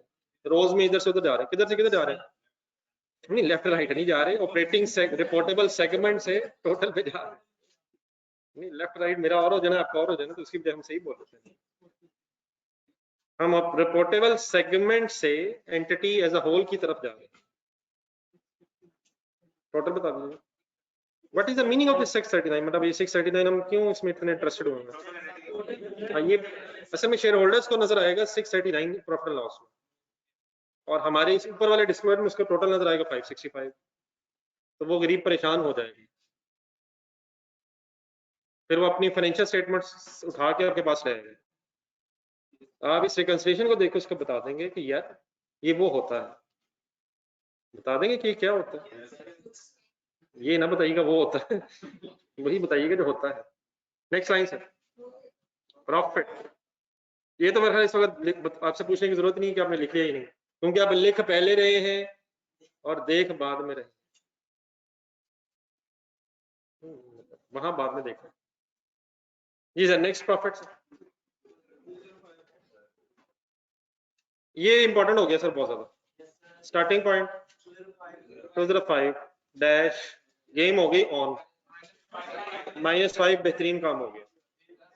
ठहरे ना, अब यहाँ गेम हुई है 2। हाँ जी, अब यहाँ गेम पड़ गई है 2, जरा पॉइंट नंबर है 0.9 गौर से देखें। हाँ जी, अब अदर इनकम भी है और एक्सपेंसेस भी है।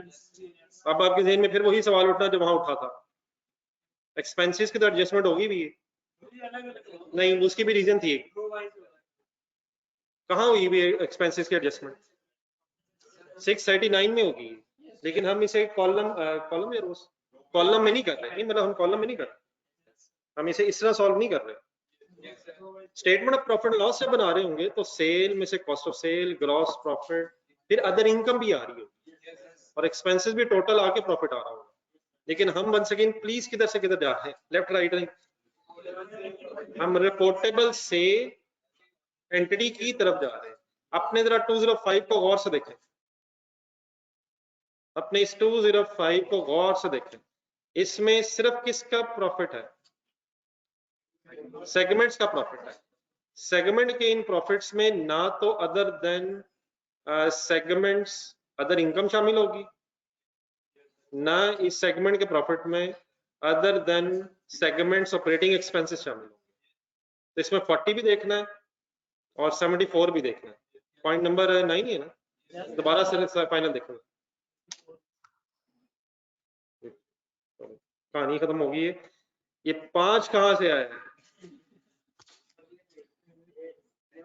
वाकई अगले पेज पे। तो फिर 50 कहां से आया है? अगले पेज से आया था बेटा सजा साहब। ये पॉइंट नंबर 11 नेक्स्ट पेज पे है यार, पेज नंबर बता दें। ये 50 बेटा सेल थी और उसी में से 5 इंटर सेगमेंट सेल थी, प्रॉफिट था सॉरी। ठीक है सजा साहब, नहीं कोई मसला। वैसे तंज नहीं सर, तंज नहीं। इन दिनों में दुआ नहीं ले सकते तो बद दुआ से तो खास तौर पर बचे।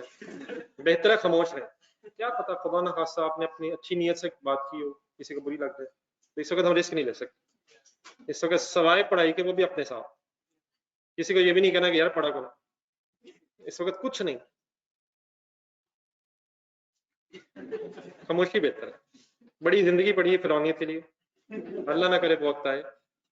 वैसे बेहतरीन वक्त है आजकल, जिंदगी इतनी फोकस्ड हो गई है, कुछ करना भी चाहे तो नहीं कर पाते। जी सर, 40 ढूंढे 74 ढूंढे।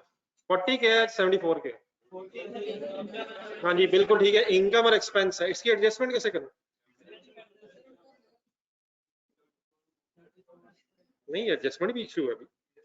प्रॉफिट से उधर आ रहा हूँ, लेस कर दो दोनों को, सीधी सी बात है, कोशिश करो। क्या इनकम ऐड होगी, प्रॉफिट में इनकम ऐड होगी और एक्सपेंसेस लेस होंगे, नेट ऑफ शायद हो जाएगा 34 नेगेटिव, लेकिन डेफिनेटली इसकी शायद जरूरत नहीं है, इस तरह कर सकते हैं। अब ये ब्रैकेट मतलब इस तरह बनाना चाह रहा हूँ, मतलब ब्रैकेट में वर्किंग कर रहा हूँ 40, ये प्लस करना चाह रहा हूँ, ये चलें इस तरह लिखता हूँ प्लस 40, ठीक है। किधर प्लस, मतलब 205 माइनस 5 प्लस 40, और प्लस 40 के बाद प्लस 40 माइनस 74, कर लें, ऐसे कर लेते हैं। नेट ऑफ होके बस 34 नेगेटिव रह जाएगा।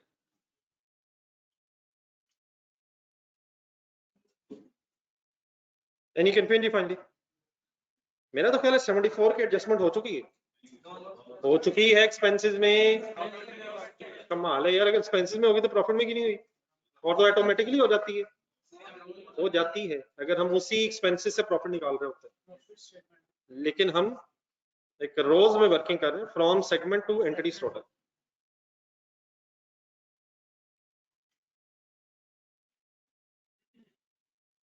जी सर, फाइनल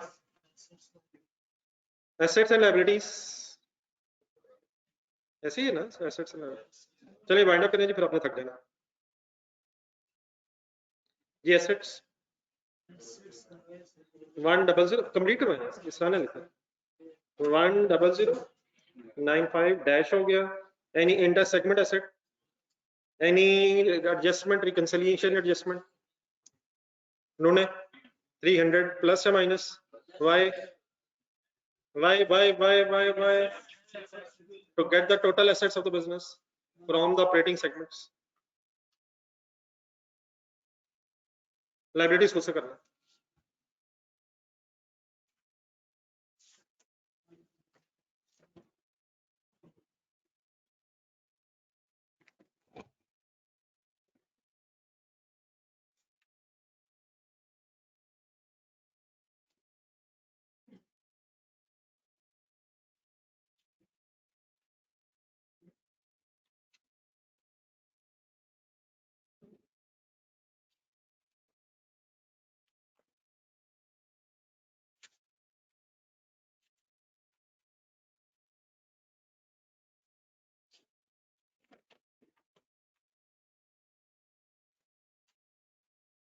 ये लाइबिलिटीज लिखवाएगा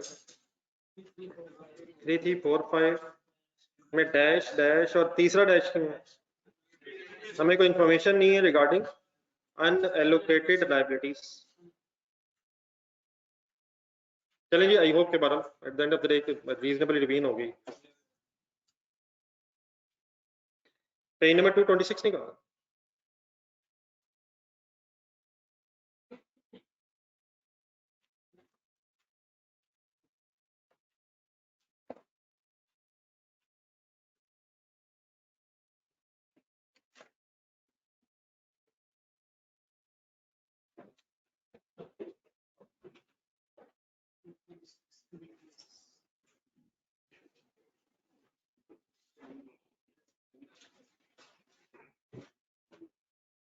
जी पेज नंबर 226।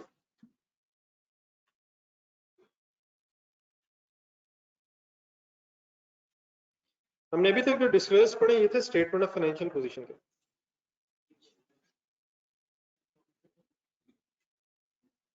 नेक्स्ट अब डिस्क्लोज आपके सामने आ रहे हैं, requirements as to profit and loss.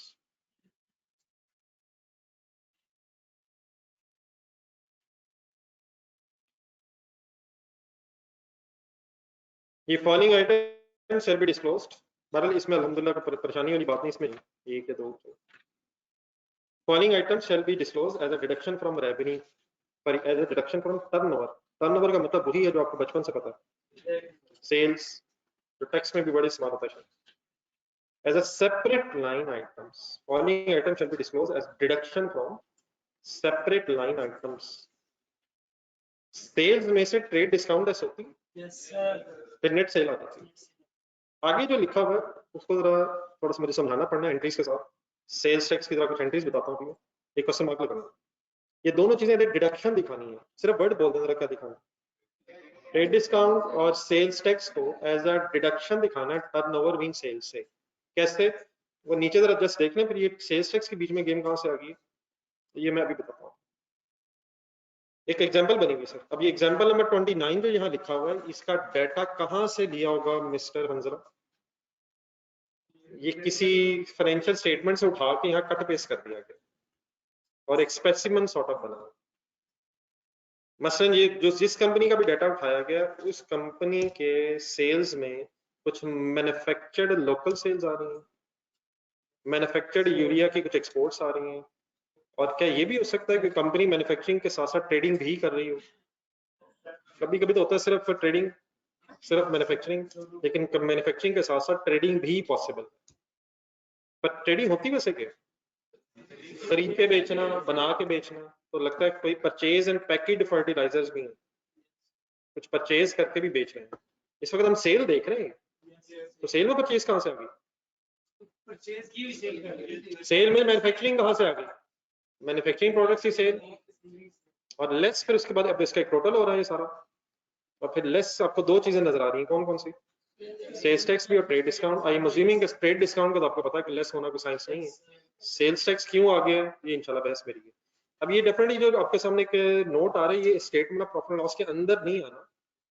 Statement of profit and loss के अंदर सेल की जो फिगर आएगी वो बोर्ड पे देखो जरा, ये फाइनल टोटल आ रहा होगा 105,964,471 एंड कंपैरेटिव अगर बना हुआ, उसकी फिर ये जो इन्फॉर्मेशन लिखी हुई इतनी सारी, ये फिर नोट्स में आ रही है। तो पहला डिस्क्लोजर किस चीज का जी? Sales tax, sales tax disclosure. Then फिर इसके नीचे एक लास्ट पैराग्राफ आपके पास इस पेज पे, aggregate amount of auditors remuneration. Company के जो ऑडिटर्स होते हैं उनकी ऑडिटर्स की जो ऑडिट फी है और अदर सर्विसेज के पैसे हैं, वो फिर डिस्क्लोजर बनाना होता है नोट्स में। इसको जरा एज इट इज पढ़ लीजिएगा, जो जो लिखा हुआ मैं साथ साथ एक्सप्लेन करूँ। ऑडिटर्स रेम्यूनरेशन, ऑडिटर मींस तो आपको पता है जो फाइनेंशियल स्टेटमेंट्स को आके वेरीफाई करता है यार।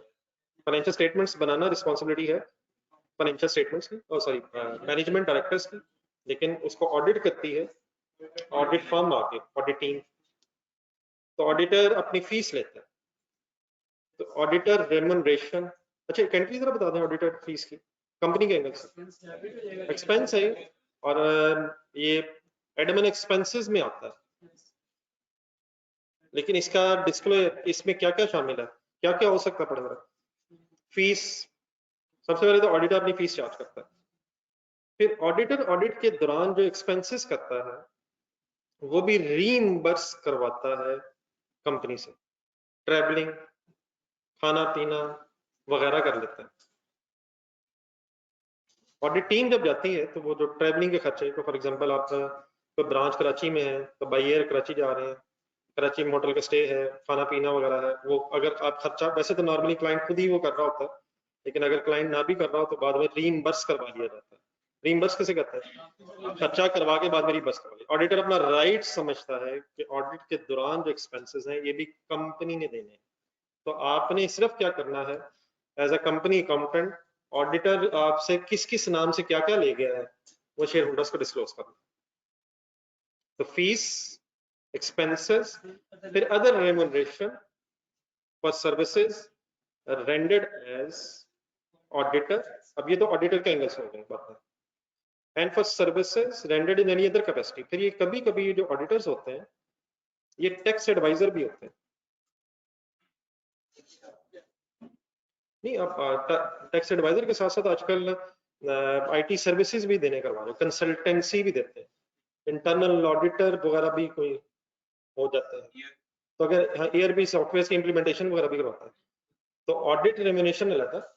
और अगर कोई और सर्विसेज ली गई हैं तो उनकी सर्विसेज के अगेंस्ट जो पैसे दिए गए हैं आपने ऑडिट फर्म को दिए हुए बताता है। And for services rendered in any other capacity, मतलब for example tax adviser, and stating the nature of services. अब कंसल्टेंसी सर्विसेज थी या टैक्स सर्विसेज थी वो भी बताना आपने।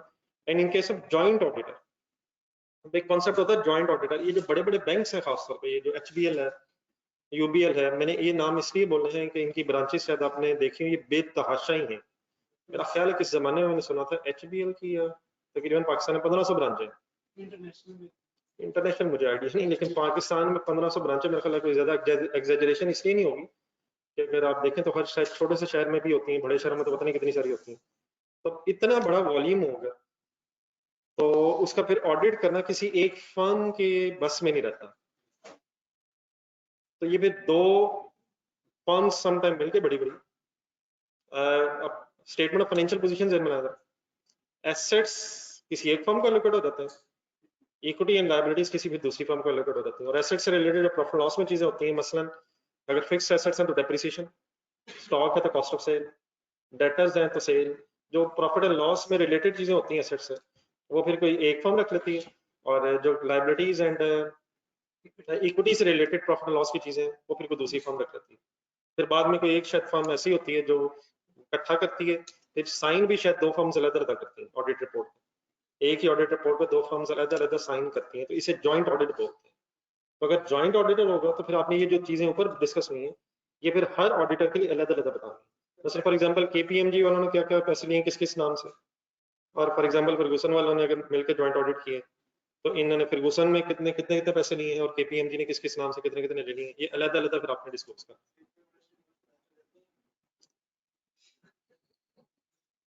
सर मैच ही करना तो हमारा काम है सर। अगर फाइनेंशियल स्टेटमेंट मैच ना हो तो उसमें मतलब उसमें हमारा फायदा क्या। और सर ये फाइनेंशियल स्टेटमेंट मैच होना कोई इशू नहीं है। फाइनेंशियल स्टेटमेंट तो अगर आपने डबल एंट्री कर दी है तो मैच हो जाती है। अगर आपने हर ट्रांजैक्शन का डेबिट क्रेडिट पूरा कर दिया तो ये आप ये कोई सरप्राइजिंग न्यूज नहीं है कि ट्रायल टैली हो जाता है। ये बाकी सॉफ्टवेयर का काम है, मैनुअल थोड़ी होना। अगर आपने डबल एंट्री कर दी तो उससे मैच ही होना। हाँ वो पुराने जमानों में एक पहले रजिस्टर टाइप भी होते थे, लेकिन उस वक्त भी अकाउंटेंट मैच कर लेते। उस जमाने में कैलकुलेटर हाथ में होता था सर, और पेन हाथ में होता था, और अकाउंटर बैठ जाता था। तो वो दौर वैसे ठीक था, वो भी ठीक था, याद वाला था ठीक है। अब जरा वो लेबोरियस काम जो थे उसमें जरा मतलब बच जाता है।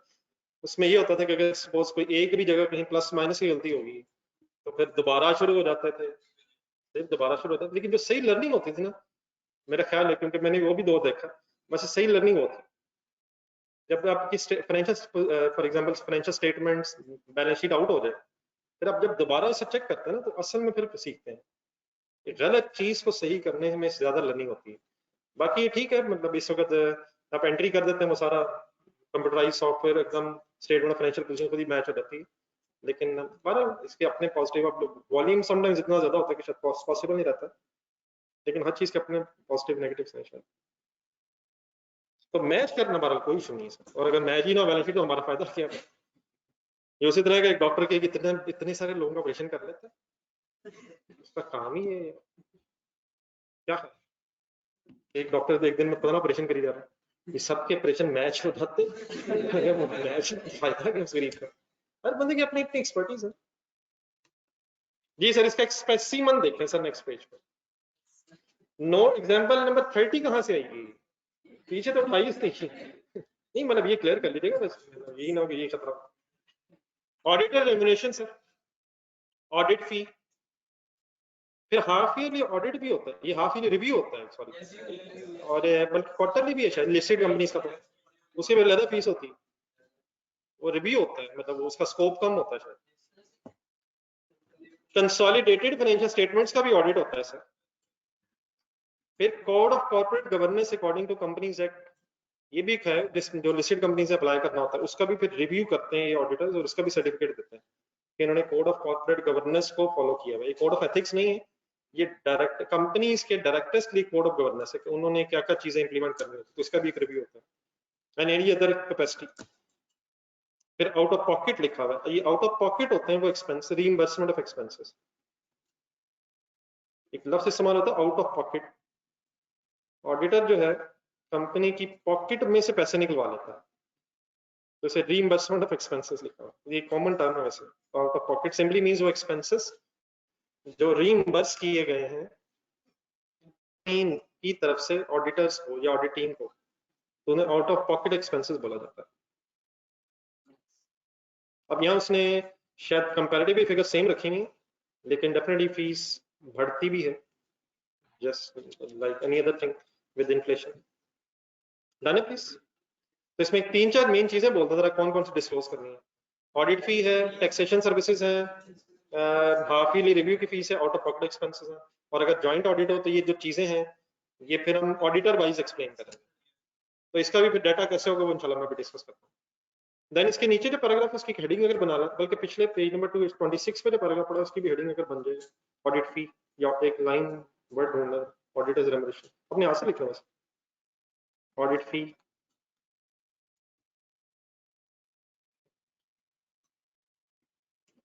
और इस टेबल के नीचे जो नेक्स्ट पेज पे टेबल है ये जो एग्जांपल 30 वाला पेज नंबर 227, इसके जो दूसरा पैराग्राफ है इसके नीचे इसकी हेडिंग बना ले डोनेशन।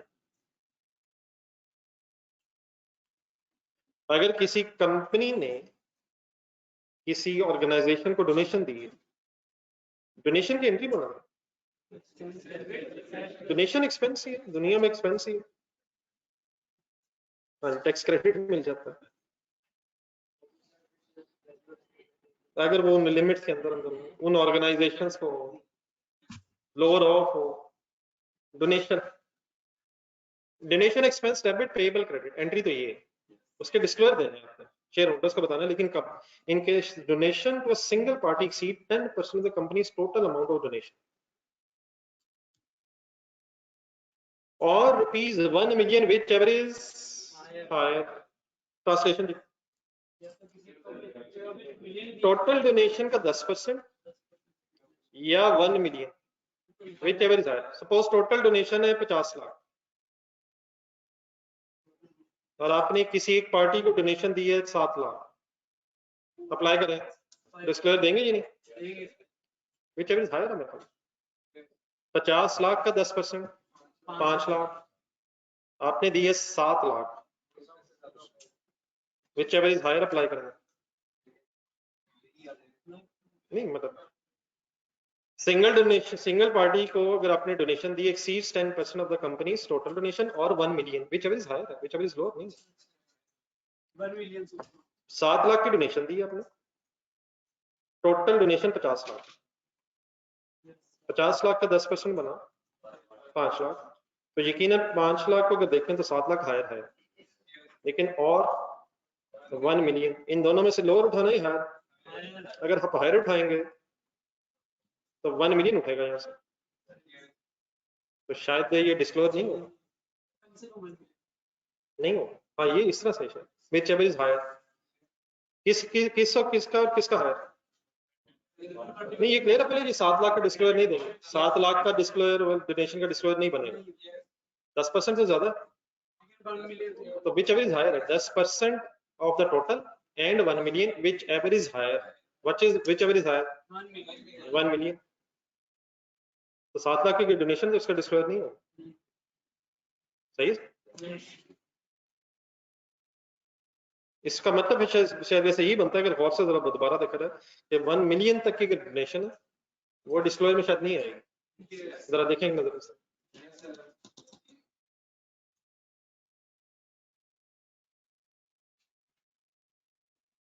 तो ये जो डिस्क्लोजर हम पढ़ने लगे ये ऑनलाइन सोर्स क्लियर,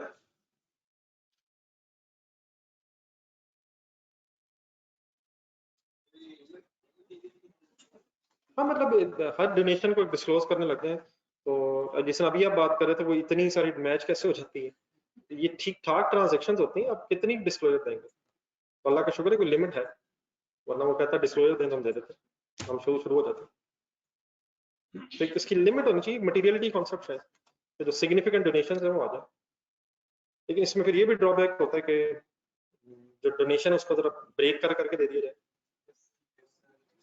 2 नंबरियां सिखाता हूँ सारा दिन,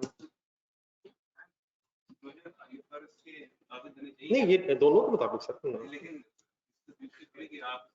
नहीं नहीं नहीं ये नहीं है अपनी मर्जी से कोई डिस्क्लोजर नहीं देना, स्टैंडर्ड में लिखा है या कंपनी लॉ में लिखा तो डिस्क्लोजर देना।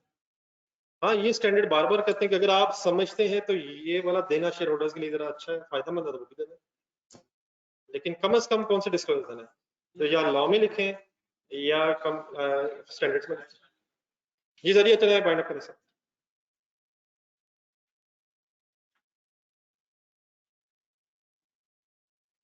अब अगर आपने 10% of company total amount of donation या 1 million which ever is higher, इन दोनों में से जो हायर अगर ये डोनेशन बन गई कि वो सिंगल पार्टी, ये भी दोनों, तो फिर आपने नंबर एक, अब इनकी नंबरिंग कर रहे हैं। नेम ऑफ डोनी, डोनी कौन है?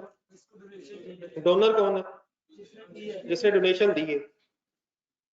तो नेम ऑफ डोनी जिस ऑर्गेनाइजेशन को दी है, shall be disclosed, and where the director, where any director or his spouse has interest in Downey.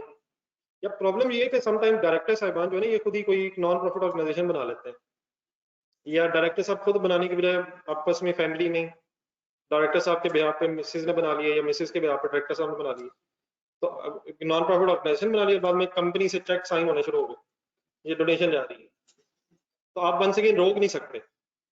आपका काम क्या है? नाम बता देना है, और नंबर 2 फिर ये बता देना है कि जिन ऑर्गेनाइजेशंस में ये डोनेशन जा रही है उसमें डायरेक्टर साहब या उनकी स्पाउस साहब या स्पाउस जो है उनका कोई इंटरेस्ट तो नहीं, इंटरेस्ट का मतलब ट्रस्टी तो नहीं है वहाँ कोई खुद उन्होंने तो नहीं बनाई हुई, वो ट्रस्टी वैसे वर्ड यूज होता है डायरेक्टर्स वगैरह के लिए, लिखा था इंटरेस्ट इन डोनी का मतलब उनका डेजिग्नेशन फिर बताना है कि वो उस ऑर्गेनाइजेशन में किस डेजिग्नेशन में, ऑर्गेनाइजेशन का डेजिग्नेशन बताना।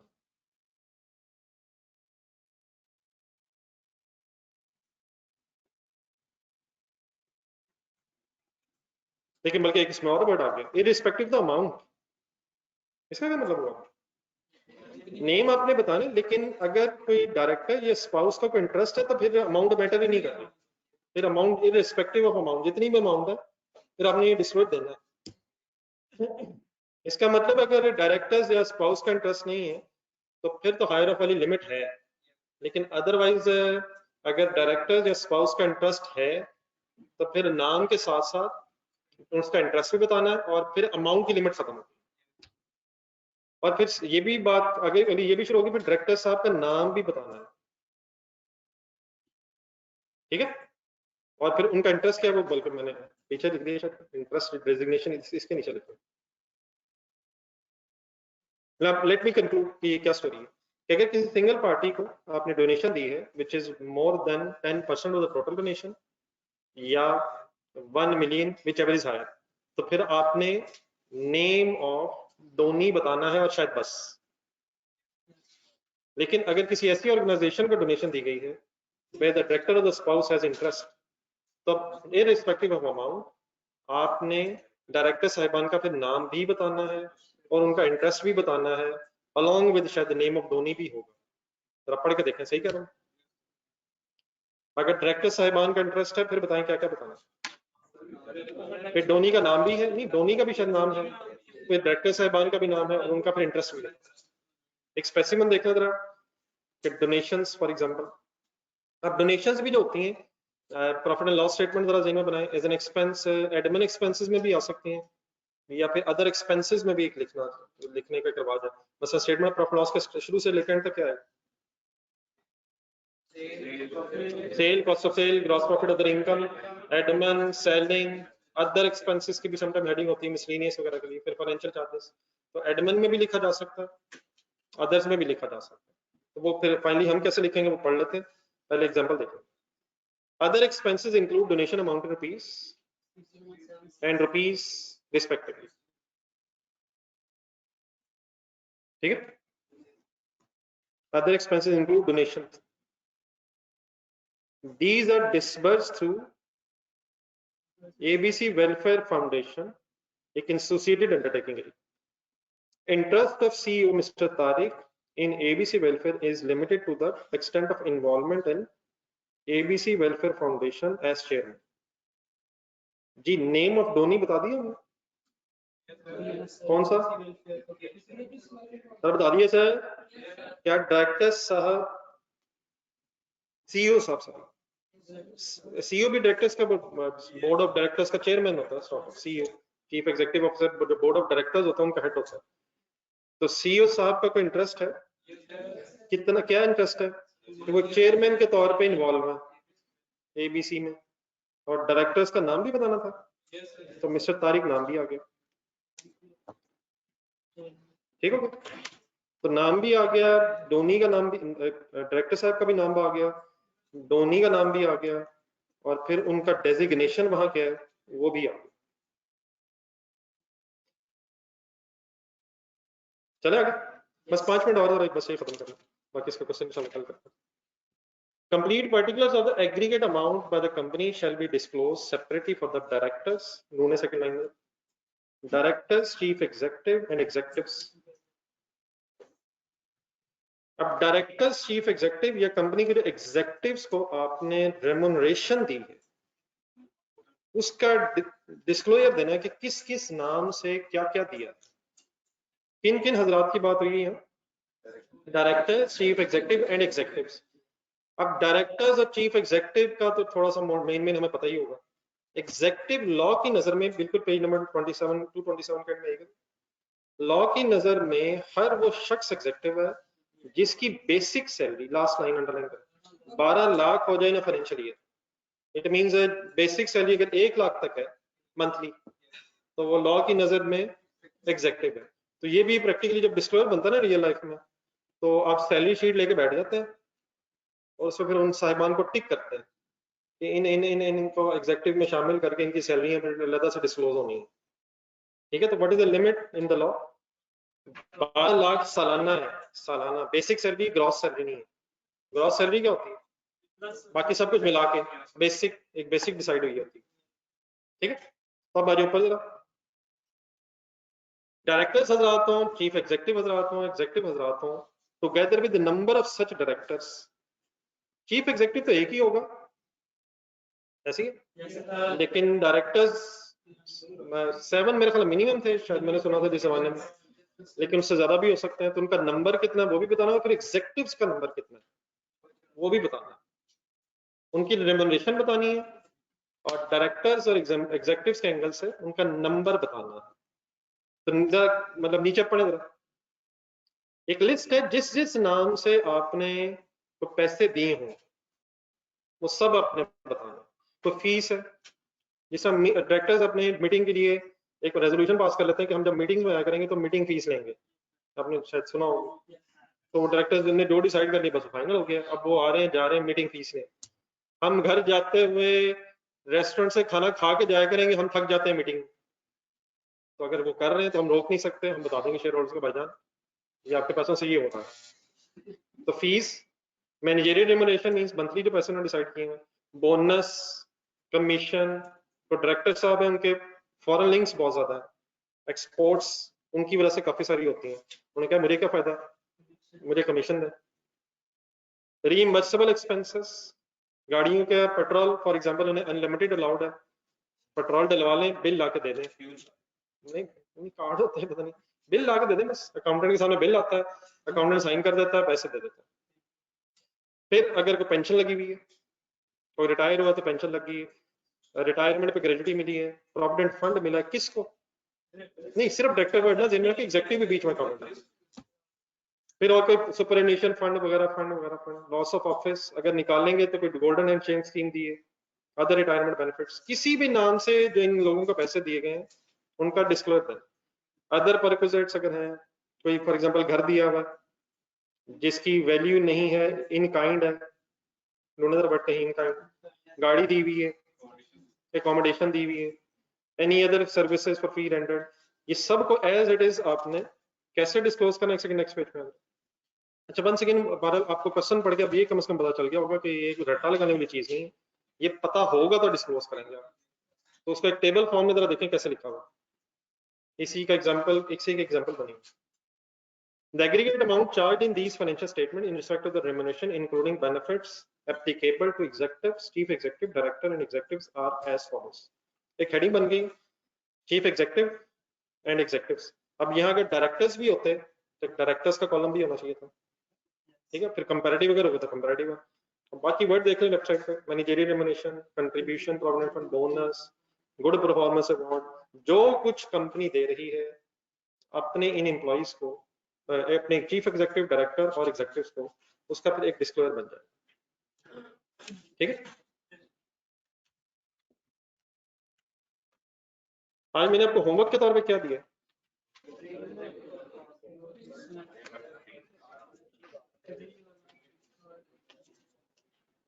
अगर छोटी सी हिम्मत और कर सकें थोड़ा सा एक लीज का, इसलिए कि कल से फिर मैं चाह रहा हूँ कि इसका एक क्वेश्चन कम से कम आप इंडिविजुअली भी कर लें, तो एक छोटा सा लीज का अगर क्वेश्चन साथ दे दो, मिल जाएगा टाइम? हाँ जी, मतलब फाइनल रिवीजन के तौर पे शायद, और शायद एक बीच में थोड़ी सी बात उसमें रखी भी है। पेज नंबर जरा ढूंढना,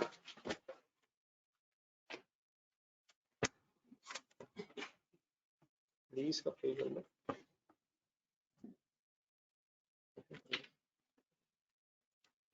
डीलर मैन्युफैक्चर लेसर के हवाले से थोड़ी सी जरा फाइनल करनी, पेज नंबर 308।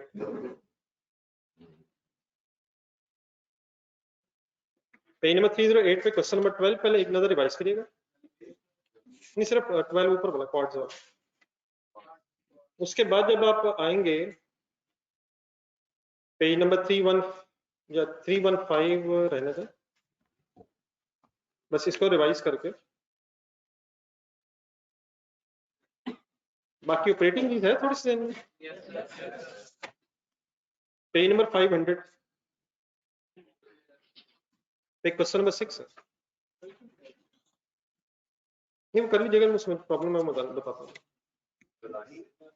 सगाही के नाम से क्या, इसमें एक पार्ट 1 है ये डीलर लेसर का, दूसरे में भी डीलर लेसर है, लेकिन डीलर लेसर और लेसर की जो डिफरेंशिएशन है वो ऑपरेटिंग लीज में या फाइनेंस लीज में, ये थोड़ा सा रिवाइज कर लीजिएगा, फिर इंशाल्लाह इसकी कल डिस्कशन कर लेंगे। मेरी तरफ से अब होमवर्क के तौर पे 3 चीजें हो गई हैं, कार्बन या पेज नंबर अगर मैंने बता दें, पेज नंबर सिर्फ 40, 43, 37 एंड 500। तो ये कार वर्ल्ड को इतना इशू नहीं है, ब्रिलियंट, और इसका तो टाइम दे ताकि ये बात थोड़ा शांत खत्म हो। थैंक यू अल्लाह। इसकी भी हेडिंग बना लेंगे, कल याद करवाइएगा, उसकी भी लिख सकते हैं, remuneration of executives, chief executives.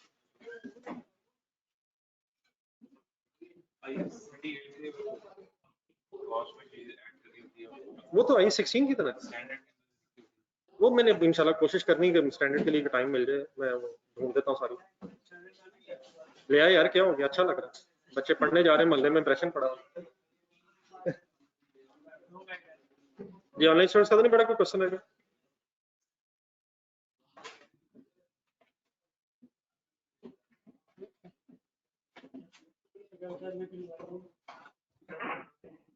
Cost वाले हजरात जरा